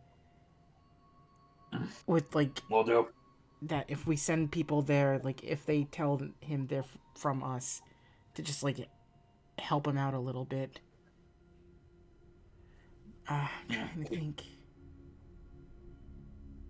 I don't know, I'm a little flustered right now. I'm trying to figure out where the hell we can go. Alright, at the very least, I don't know if I have anything else. The others might if you can find them, but if you need to find me, I'm not going to be leaving the forest area. I'll be around the large tree in the center of the forest. Got it. Like, that's where, if anybody's looking for me, that's where they can find me. Okay. Alright. Good luck, Kanzai. You too, kid. And the koala is going to fly up into the air and search for the rest of your party. I'm gonna turn my head towards Diego. Hmm. If you can find them and tell them where to go, I know they can figure it out how to get here. I trust them. Oh. He was hoping. Oh. Unless if they're stuck with Nito. That man is very incompetent. Yeah, but he's stuck with Dustin, and Dustin's very competent. Yeah. They did get sucked up together, didn't they? Okay. I trust your cowboy. He's a cow man. No, I trust Dustin with my life. I'm sure he can figure out a way to handle this. Right now, we need to go towards the large tree in the forest, and we need to set up some sort of just site. We may have to bunker down there for a while. Did that little koala say Diamondback City? You hear Savannah pipe up? What about it? Do you know something? That's where I'm from. Oh, rogues of gang violence. Color me shocked. Wasn't my business, but yeah. Anything useful you care to contribute to this besides that? Nope. Well then... I think I'm just gonna sit my ass down on this big lizard thing and, just kind of like... enjoy the free ride. Just turn my head away from her, like not even like... He wasn't even making eye contact with her as he was talking. Yeah, just stay there. And if Diego is looking at Tonbo, he looks visibly like... It's not so much like enraged angry, it's more just annoyed angry.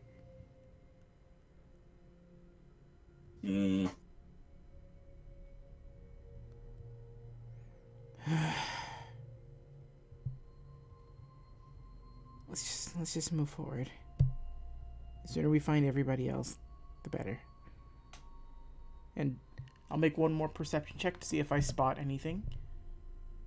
I'm looking, like, I'm walking, so I'm heading towards this thing. I believe that's the big tree, right, Patty? Yes. Okay, I'm heading towards there, so it would be anything within, like, this line of sight for Tonbo. Looking out for any indicators of like, people or just something that looks out of place to keep watch for. Okay. And...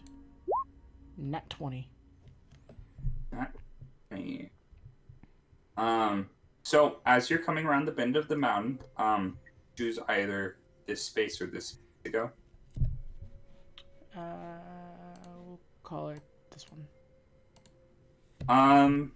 You would see a campfire coming from somewhere in the direction, not on that specific hexagon, but in that direction. Well, that's as good a place as any to start. Come on, Dumpling, let's go. Okay.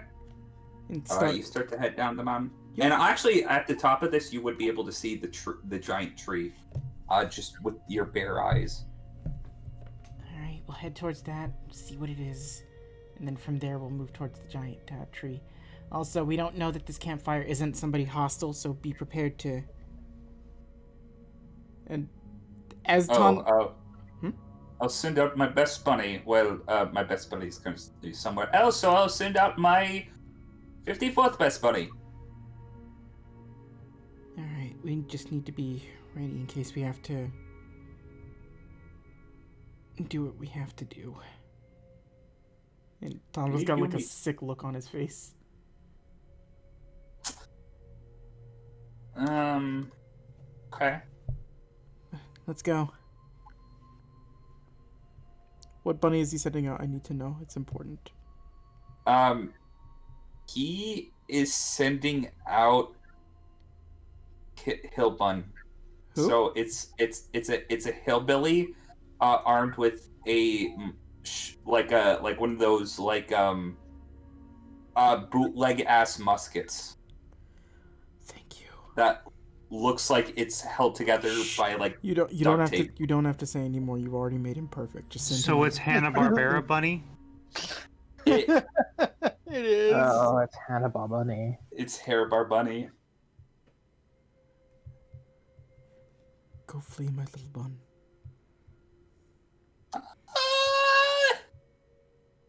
Yeah, let's go to Dustin.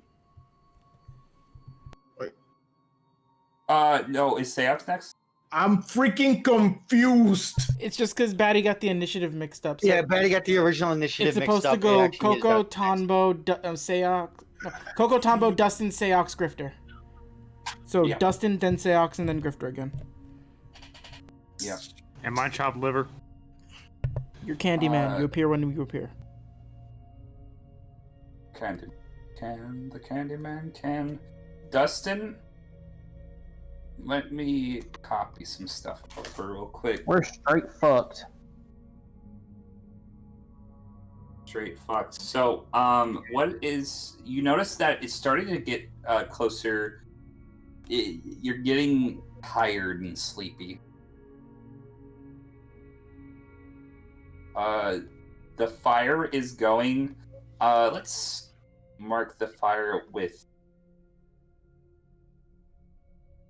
a red X. Put your token somewhere by the fire, and I'll position Anito and Bingo as such. Bingo would be there. Anito being thoroughly scared by everyone in his current party is gonna be over here.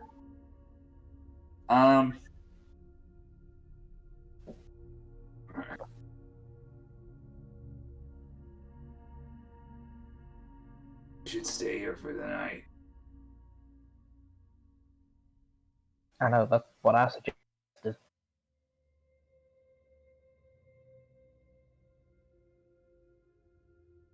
Doesn't roll me a perception check.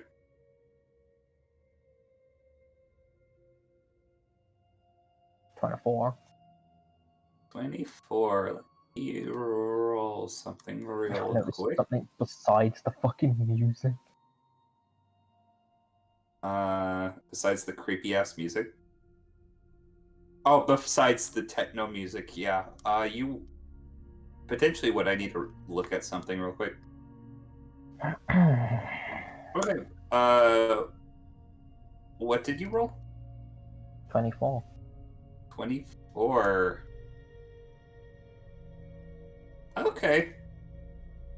Okay, that's fun. Dustin? Mm-hmm.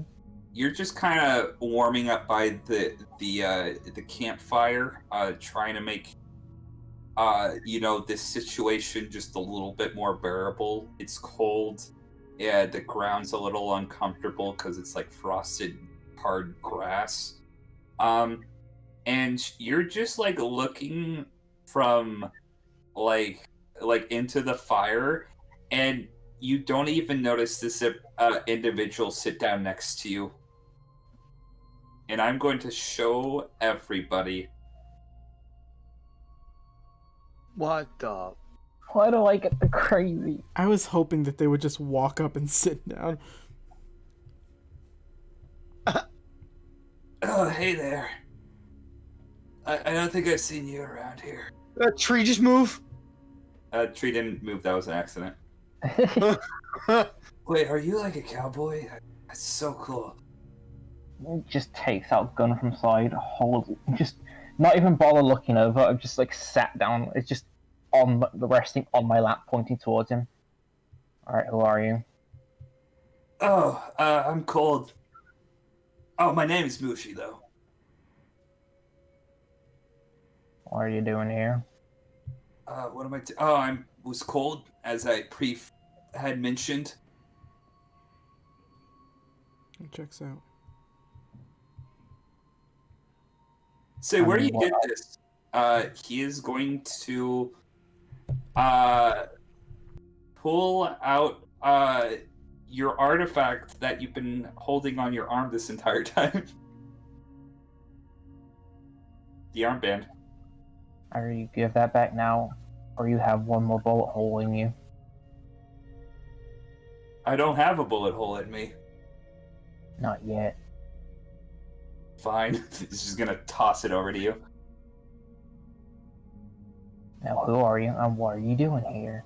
I'm Mushi, I'm cold, and I wanted to know where you got that pretty little bracelet. That's... I mean, here on the island, not here by the fire. Why is anybody here? Conceptually. Is there a god? I don't know.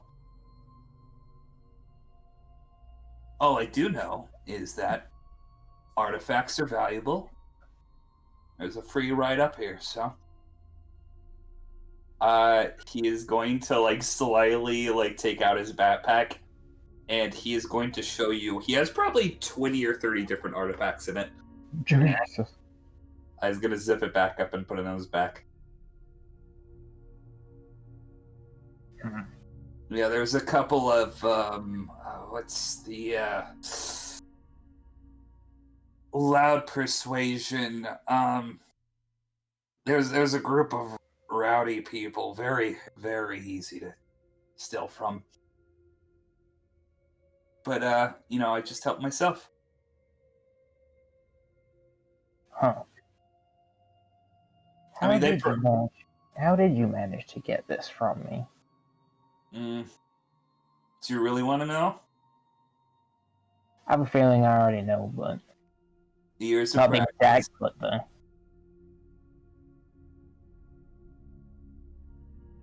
That's just it. Yeah, that's just it.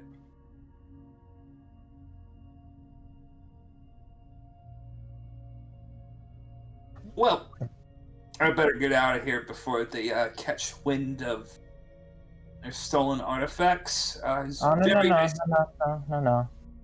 Hmm? You ain't leaving yet. Well, and why not? Because you might prove useful. Do you have a job for me?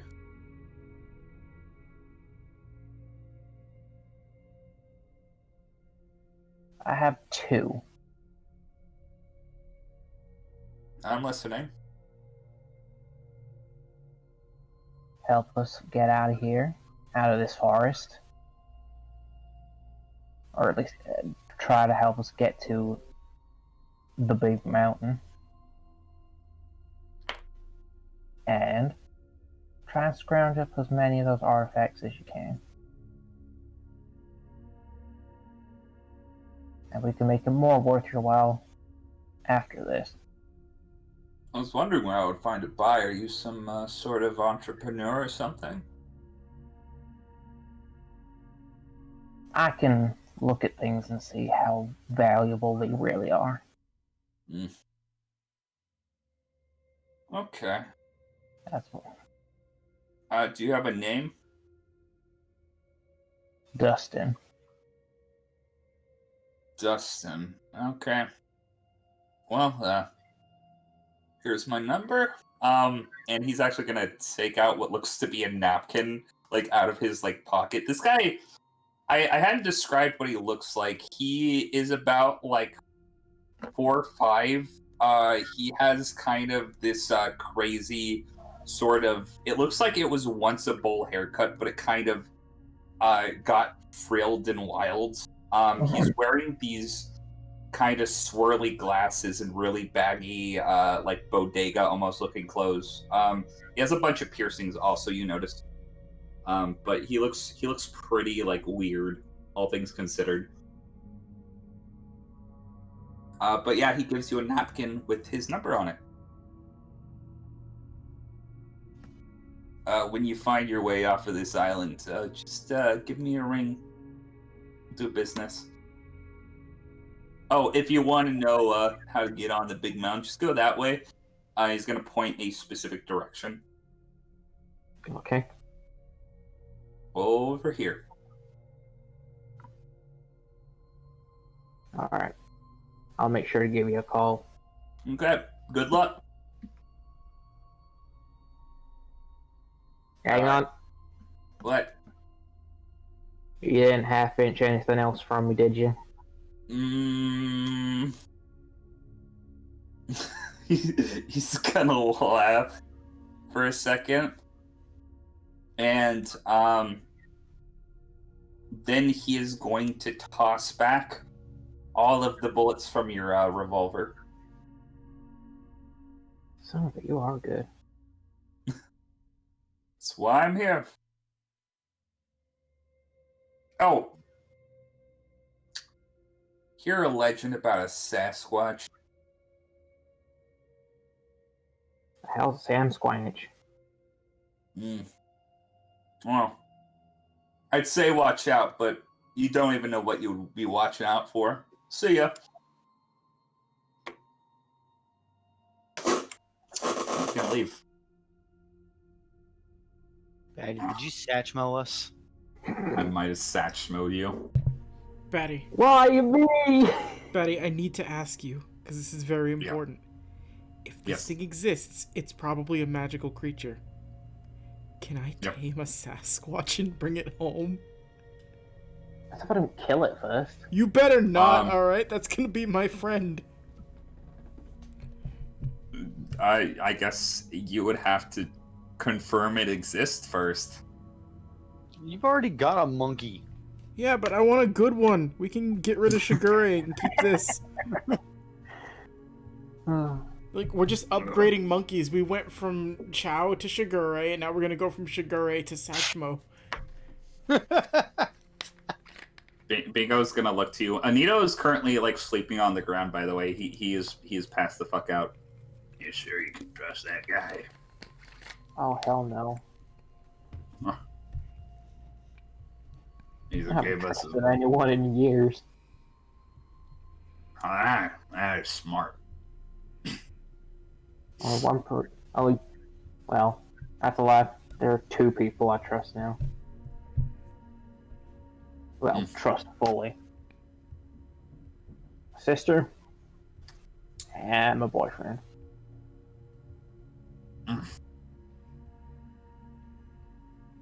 That's respectable, I guess. Say, where are you from, cowboy? I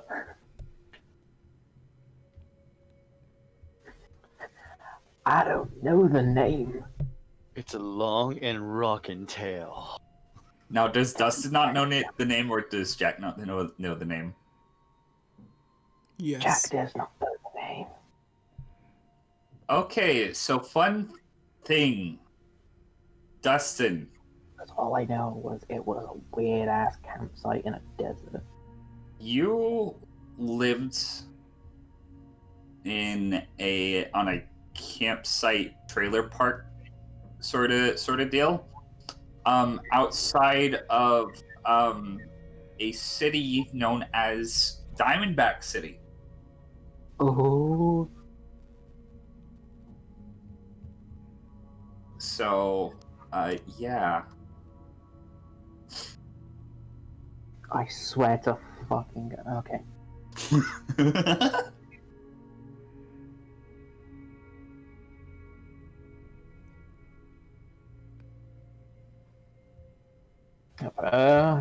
Apparently, according to God, a trailer park outside of Diamondback City somewhere.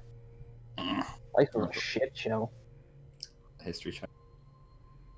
I think I heard of that place before. On the Clink. Yeah, if you go a bit further out to the desert parts, and you see a couple trailers, that's where I lived. You know, the broken down ones where no one should actually live, because it'll probably give you tetanus looking at it. I don't know if that's worse or better than living in that city.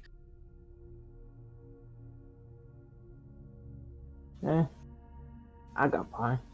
I had my sister. She was the breadwinner, at least. I was too young. I couldn't do jack shit.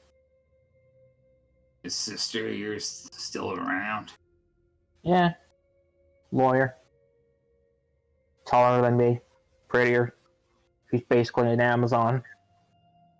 Next time you see her, I want to bring her a vase of flowers.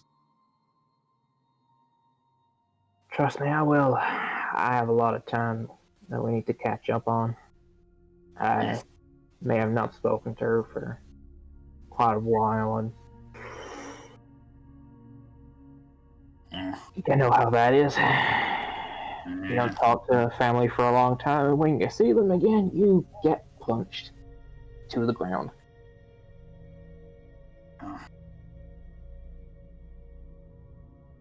Haven't known any of my family in years.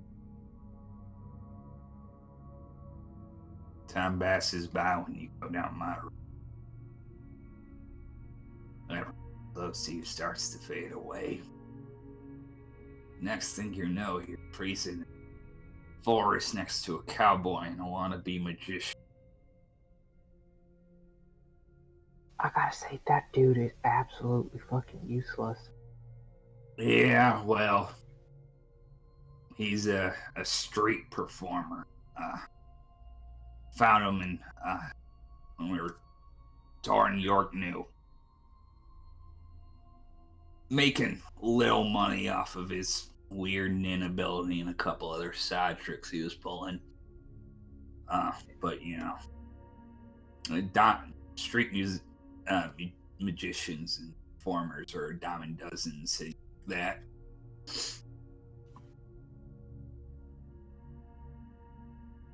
Lucky we picked him up.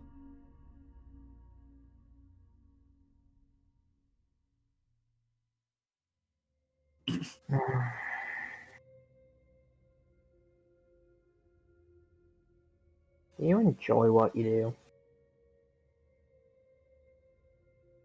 I do what I have to do. What I'm doing now is what I did when I was younger. Don't really know how to do much else except, you know. He rakes his thumb across his neck. But you know, clown business is more honest. Even though, you know, kind of a sad twist of fate. At least I don't have to worry about people trying to kill me every 5 seconds. Well, until I get off this island. You know,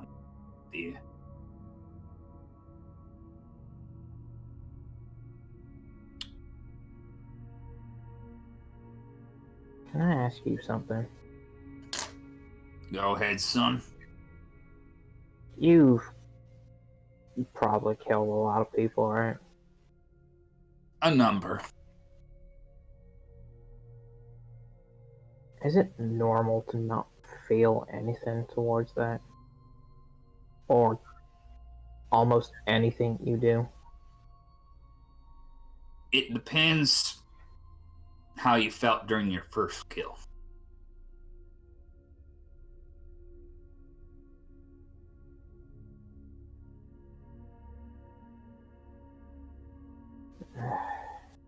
Same as I have since. Nothing. Well, I guess you're more akin to what I am. Not a bad thing. I don't beg you for, at least you don't get pleasure.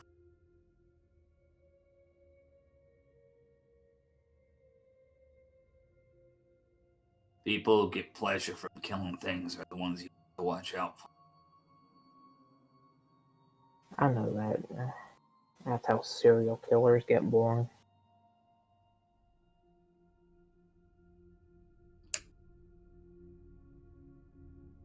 Well, I'm gonna rest up. I'll let you take first watch. You can wake me up when you want to get some shut-eye. Alright, rest up. He's gonna lay down.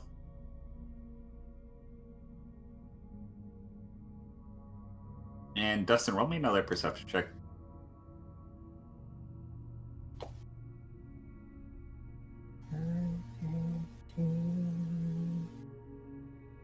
18. 18. Throughout the night, you see like a hare pass by, a couple of birds fly overhead.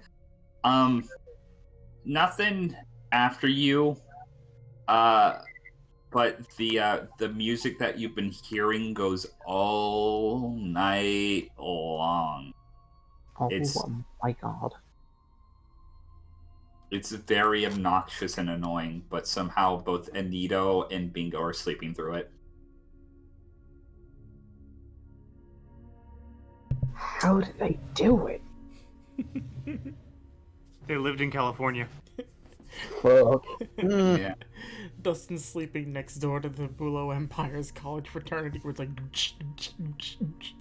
Hey, you cowboy, get your ass in this hot tub, like, right now.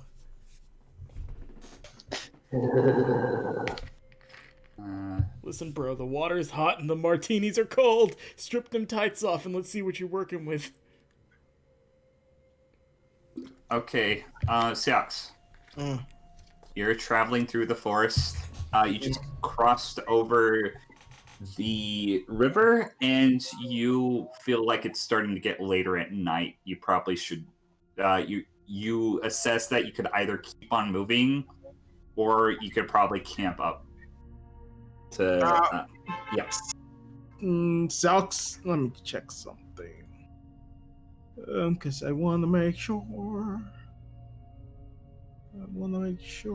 Oh, fuck. Are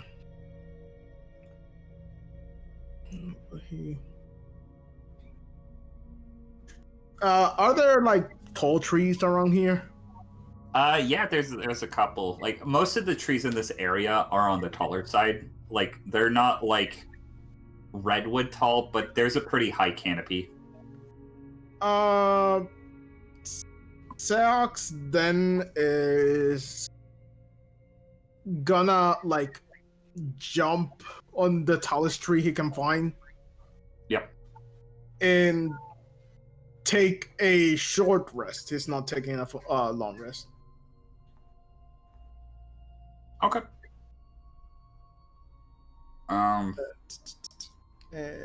How many dice rolls can we roll? I don't remember. We have a house rule for that. It's up to your hit points. Up to the amount of hit die you actually have. Okay. Yeah. Let me. If you've already taken a short rest and you've used some, then you don't regain them until you've done a long rest. Yep. That's it's this. Then I roll again because I want.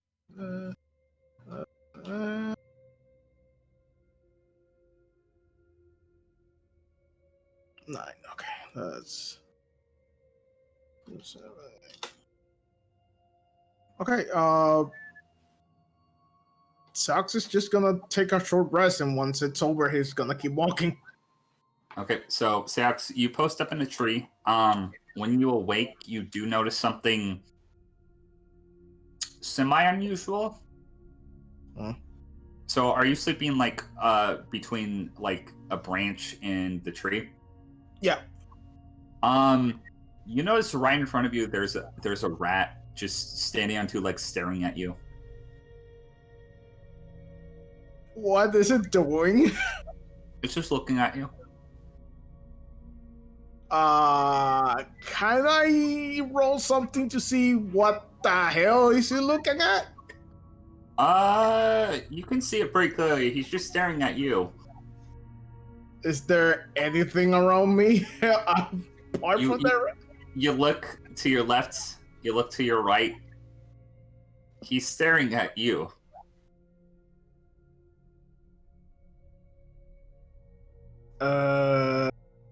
I assume you can't talk, but I've seen weirder things. I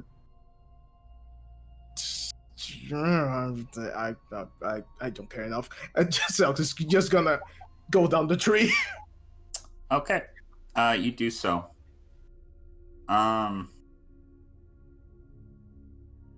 Saux, roll me a perception check. Oh god. 10. Will you notice this? Okay. Saux. Oh. As you're walking through the forest, the rat starts to follow you. But then it, like, for some reason, it runs away from you. Just gonna stop. And he's gonna see if there's something coming in the direction he's walking. You look for a couple of seconds, and then about 50 feet in front of you, you see a very fast streak of green light just pass through the forest. The fuck was that? Eventually, let's see. Going kind of ways away from you, you see another streak. Probably this one about 100 feet away from you. Or actually 150 feet away from you. You see another green streak. And it keeps going every couple of seconds in like these even time increments, equal distance away from you as it is going through the forest. Batty. Yes. Very, very quickly, because I don't think Louise was around when we had done these. Louise, we made a custom skill called Zetsu Stealth to put on sheets, just so that we wouldn't forget that we have the option to regular stealth and Zetsu Stealth. Just if you weren't aware that you could do that. I wasn't. Yep. We haven't used that mechanic in like forever, so. No, that's exactly why I felt it was important to bring up, because I just clicked to me that Louise was not around when we did that. So if you Zetsu Stealth, then it's supposed to be +5 to your stealth because you have your Zetsu on. And it's specifically so Nen users can't find us as easily. Yeah. So is the green thing just going away? It's currently going away. In the same direction I'm going? It's in the direction you're going, but like you can probably tell, like, you can keep distance from it and still go forward. So you could, like, offshoot it to the side. Okay. I look back. Is the rat gone? The rat's gone. Rat went away. Oh, well. Maybe Tom will be more of use, but... then I'm gonna go forward and try to stay away from it. But try to go forward at the same time. Okay, roll me another perception check. Oh god. 13. As you're going forward, where you saw the green light kind of like flash, you look to the side and you would see that there's actually baseball sized holes in the trees. Great. I have no liking theirs.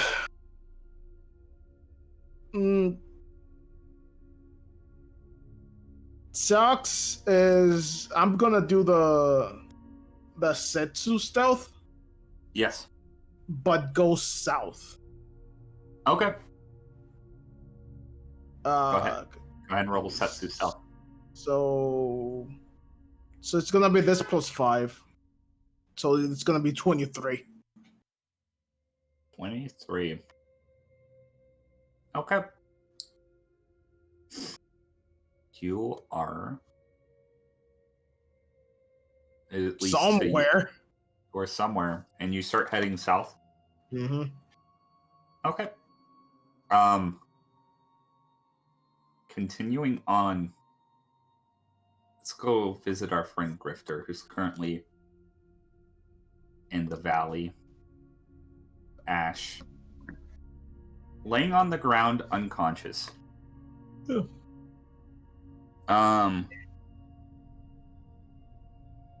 Let's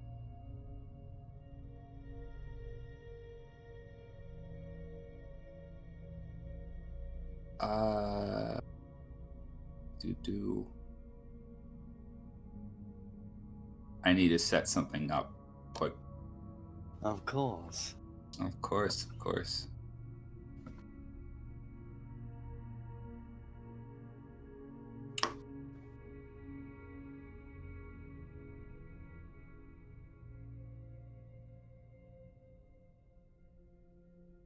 Okay. Grifter, Mm-hmm. you wake up. Let's actually probably change the music to something else quick.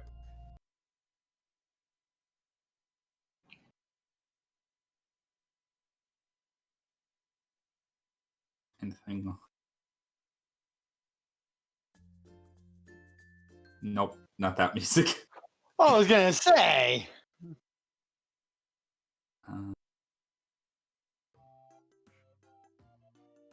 You wake up in your bed. Back at the Bayer family estate. And sitting at your desk, you see Bettel Bear furiously writing something down on your desk. Can you describe to the viewing audience at home and the other players what your little brother Bettel looks like? Battle Bear would be.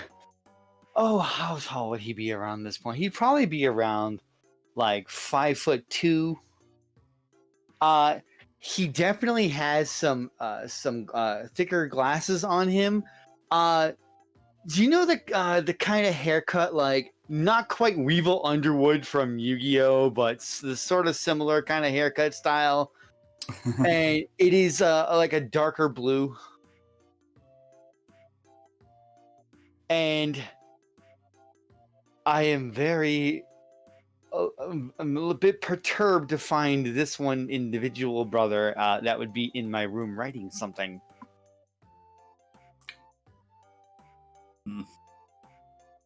What do you think you're doing? Oh, he turns around. Oh, you're finally awake. But instead of... Oh, it's 3 in the afternoon. Oh, I missed breakfast. Oh well. They're renovating my room, so I thought I'd do the responsible thing and finish my studies in here instead.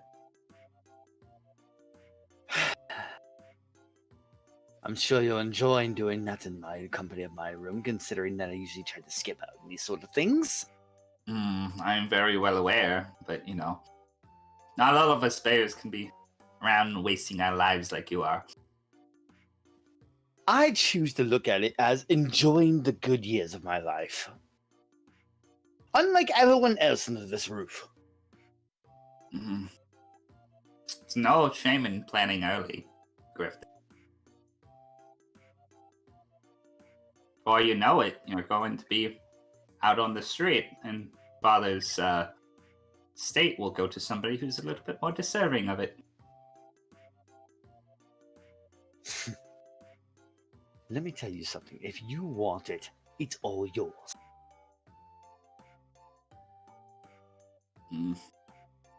Don't think Father's gonna abide by that, unfortunately. No, I don't think so either. Unfortunately for me. Say, have you seen any strange... He's gonna, like, kind of take his pin up from his paper, and he's actually gonna turn around the chair. He's cross-legged, his hands are in his lap. He's kind of, like, tapping his knee. Say, have you, noticed anything strange going on? Strange like what? Oh, well, can I close the door real quick? Just nods. He's just gonna kind of quietly walk over the door, close it, and then take his seat again. Okay, don't tell anybody you heard this from me. I think Mintaka and, Neelam are planning something. Mintaka and Neelam specifically are planning something. They've been gallivanting around. You know, I've been listening to a conversation or two, but they've been acting very suspicious, I'll have you know. He wags his finger at you. Neelam, I can see this. Mintaka, are you sure?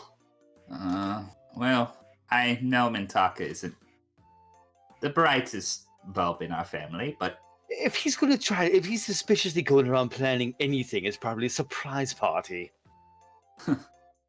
well, I don't know what's going on, but it, just something to be aware of, I guess.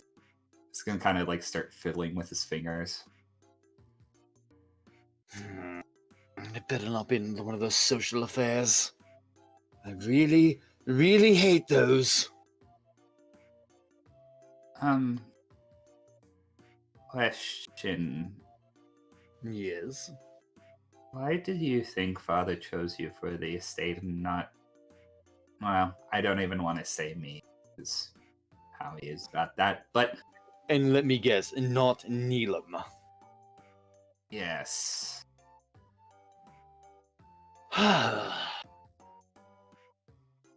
Maybe he sees too much of himself in Neelam.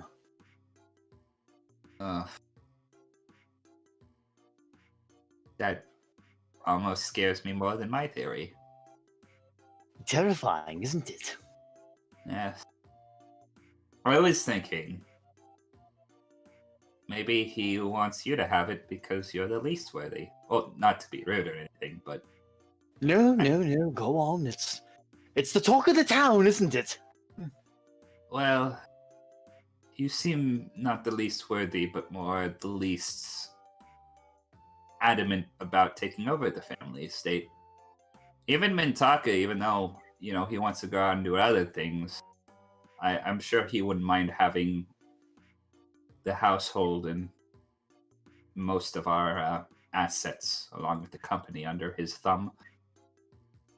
Pursue his own political career. Doesn't matter which way it goes. Damned if we do, damned if we don't. Ugh. Oh, hold on. He's gonna kind of like start rubbing his eye. Do you have any pain medication? I'm sure I've swiped something from some medicine cabinets around here. Let's see. Probably in the... Actually, check the desk there. He's gonna turn around. He's gonna actually see. He's gonna pull out a bottle, of basically like some sort of aspirin, and he's gonna pop a couple into his mouth.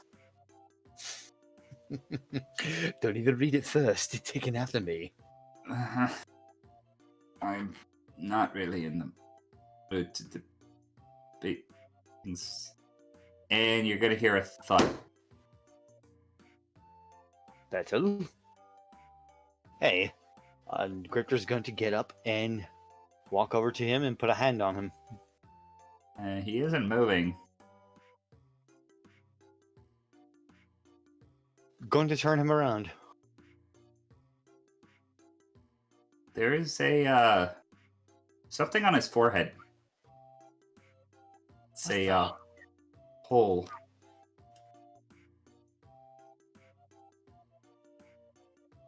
What the hell? Wait a minute. Wait a minute. Bethel, what the hell? Bethel, wake up. Wait a minute, what did you call me earlier? Bethel doesn't move. Bethel, wake up. You called me Grifter! Sword! Wake up! You hear as you receive a very sharp pain to the face.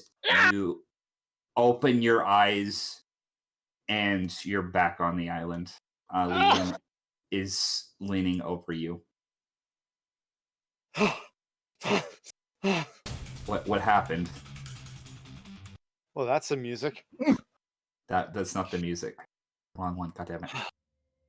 Just looking up at Leanne and looking over at the sword at my hip. Someone decided to take me down memory lane again. Who did you see this time? Younger brother, Battle Bear. Why is this sword doing this? I don't know, and after what we found at that temple, I can't even say I don't want to know because I am very, very curious. Well, so a couple things while you were passed out. I think we should probably camp up for tonight. I was keeping an eye on the big thing we saw in the distance. It seemed to head further into the fog. I don't know if it's Solace or not, but Well, if it's heading away, that's comforting. yeah. Other than that, we got a call from Christopher again. I was dealing with you, so I told him to call back. Hopefully he's okay. Camp up for the night, huh? Yeah. Mimsy's already got a campfire going. And you see Mimsy, like, rubbing her hands in front of an invisible campfire. And you actually feel it on your, the heat on your skin. You have a particularly extremely useful ability, Mimsy. She's just gonna shake her head up and down.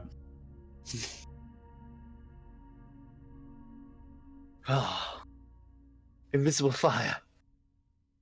That is the perfect thing for this island.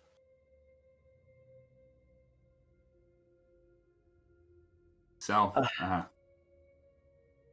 what's her plan of attack? For tomorrow, that is.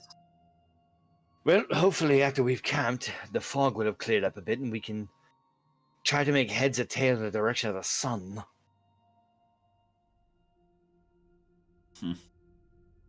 Because if we can figure out which way is south, that's probably best.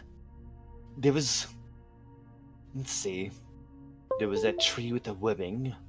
There was the area where Mimsy's companions found us. It was that big tree.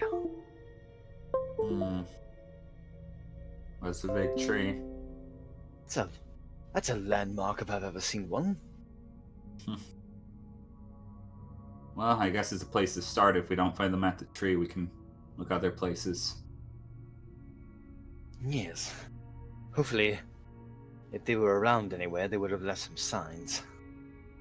Like, who knows, some flattened brush or something. Well, hopefully you don't mix up a sign from your friends with a grill marking its territory. Wouldn't that be our luck? Yeah.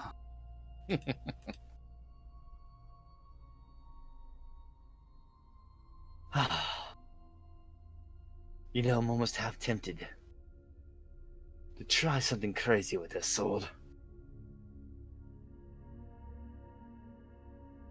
other people found their way up here. Some of them apparently have more of these. There should be,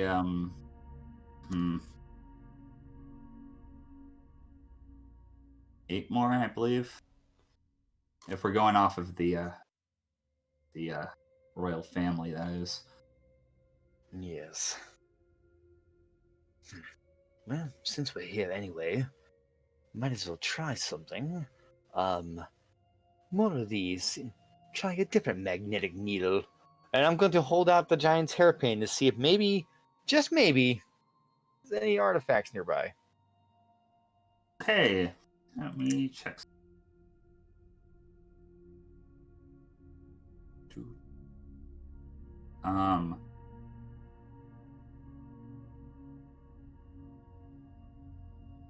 So,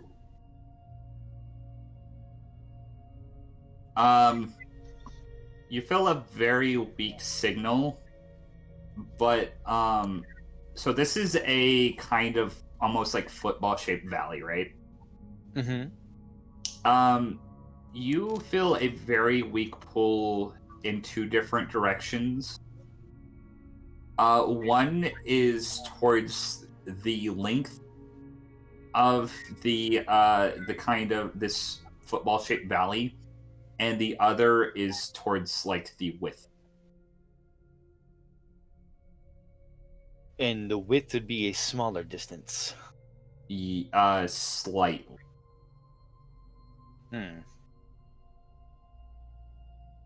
Well, one that direction, one that.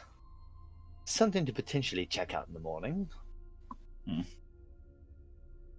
Just hope nothing comes for us in the night.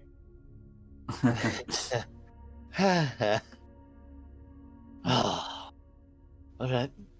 So, draw straws for the first watch? Sure. I'm gonna roll a 1d4, Dan, choose a number. 3. 3. Okay. I'm going to post this in chat to make sure that you guys know that I'm not fudging my rolls. Amazing. Grifter, you get first watch. I'll go second. Mimsy can take the morning shift. Okie dokie. Hmm. Bun, get some sleep. When Dynamite is just crossing his arms and staring intently at you. Don't worry about me. I have pretty good eyes. Although I think the I think the Roll20 server has forgotten that though. Okay. So, Grifter, you're taking the first watch? Yes. So you're currently surrounded by Leon's bear traps, but they're kind of hidden underneath the ash. Leon instructed you where they were so you wouldn't step on them, and if you needed to run away from the area, where to run. Roll me a perception check. Okay. Boop. 28. 28. You hear squeaking coming towards you. It's very dark and hard to see. The fire, while Mimsy lit, is very warm. It doesn't actually bring up any illumination, so you can't really make out what's coming towards you. You can only hear it. Oh boy, I hope some poor animal doesn't go into another trap. With that, you're gonna hear as one of the traps snaps shut, and then almost like a millisecond later, you hear another one, and systematically all these bear traps are springing in a direct line towards you. Okay, that's not good. What is Grifter doing? Nudging Leanne. Okay, Leanne's gonna wake up, pull out her shovel. What's happening? Something's setting off all your traps. She has her shovel armed. What's Grifter doing right now? Grifter is pulling out his gun, and he is watching the area around. Yes. Probably also shaking Bun Dynamite. Bun Dynamite arises from his sleep. He takes a pose, and as you are prepared to face whatever is coming towards you, you see probably 20 or 30 rats after all of the traps are triggered in a direct line towards you guys start flooding the area. They are surrounding you. They're not doing anything, but one rat is going to walk up to you, Grifter. It looks like its arm had been snapped off during one of the traps, but it is limping towards you and has a note in its mouth. Delivery rats. I'm going to take the note. You take the note from the rat's maw and it dies. That's comforting. You look at the note. Mm-hmm. It is addressed to the Bayer Brat. It says, "You owe me FM."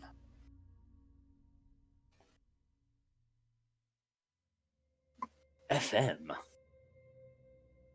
FM? Do you know anybody have the initials FM?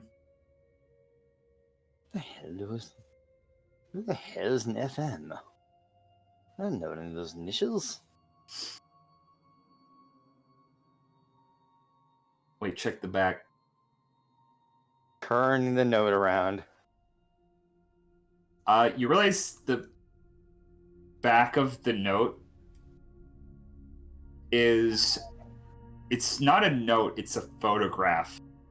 And they wrote on the back of it, you turn up to the other side. It's a shattered pair of glasses.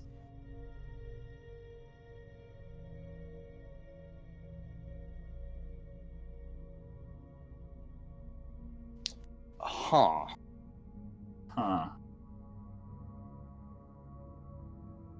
History check with advantage. I know whose glasses I broke, but 20. Yeah, these are definitely Terrence's. And somebody with those initials is pissed off at you, and it's not the same initials as your brother. No, it's not. It's not low either. What the hell? Who the hell would have cared about that chud besides my asshole brother? With that, the rats are just going to go back into formation and run across the line of trigger traps and dead rat parts. Well, whoever he is, Leanne's gonna try to move the rat corpse out of sight. No, it's the manipulator. Why is it always manipulators? Always! And if it's alright with you guys, I think that's where we should end the session. Yeah? Patty, can you keep going for exactly... Alright, go for 50 more seconds, because then we'll be 3 hours on the dot. Even 3 hours. Okay, Grifter's big toe explodes. Okay. No! My balance! But then it doesn't, because there's a weird time warp effect that completely reverses the situation. So that's when Dustin shows up with a mask. Like, how did you do that? Oh, because I'm Dustin Time. Wah, wah, wah. You made a new NPC just to give a damn about this K? I didn't make a new NPC, rather am bringing back an old NPC that probably none of you fuckers remember and or probably have even interact with, despite the fact that they were in the game. I'm gonna have to listen back to a whole bunch of the old episodes again. All right, everybody say bye. Bye. See ya.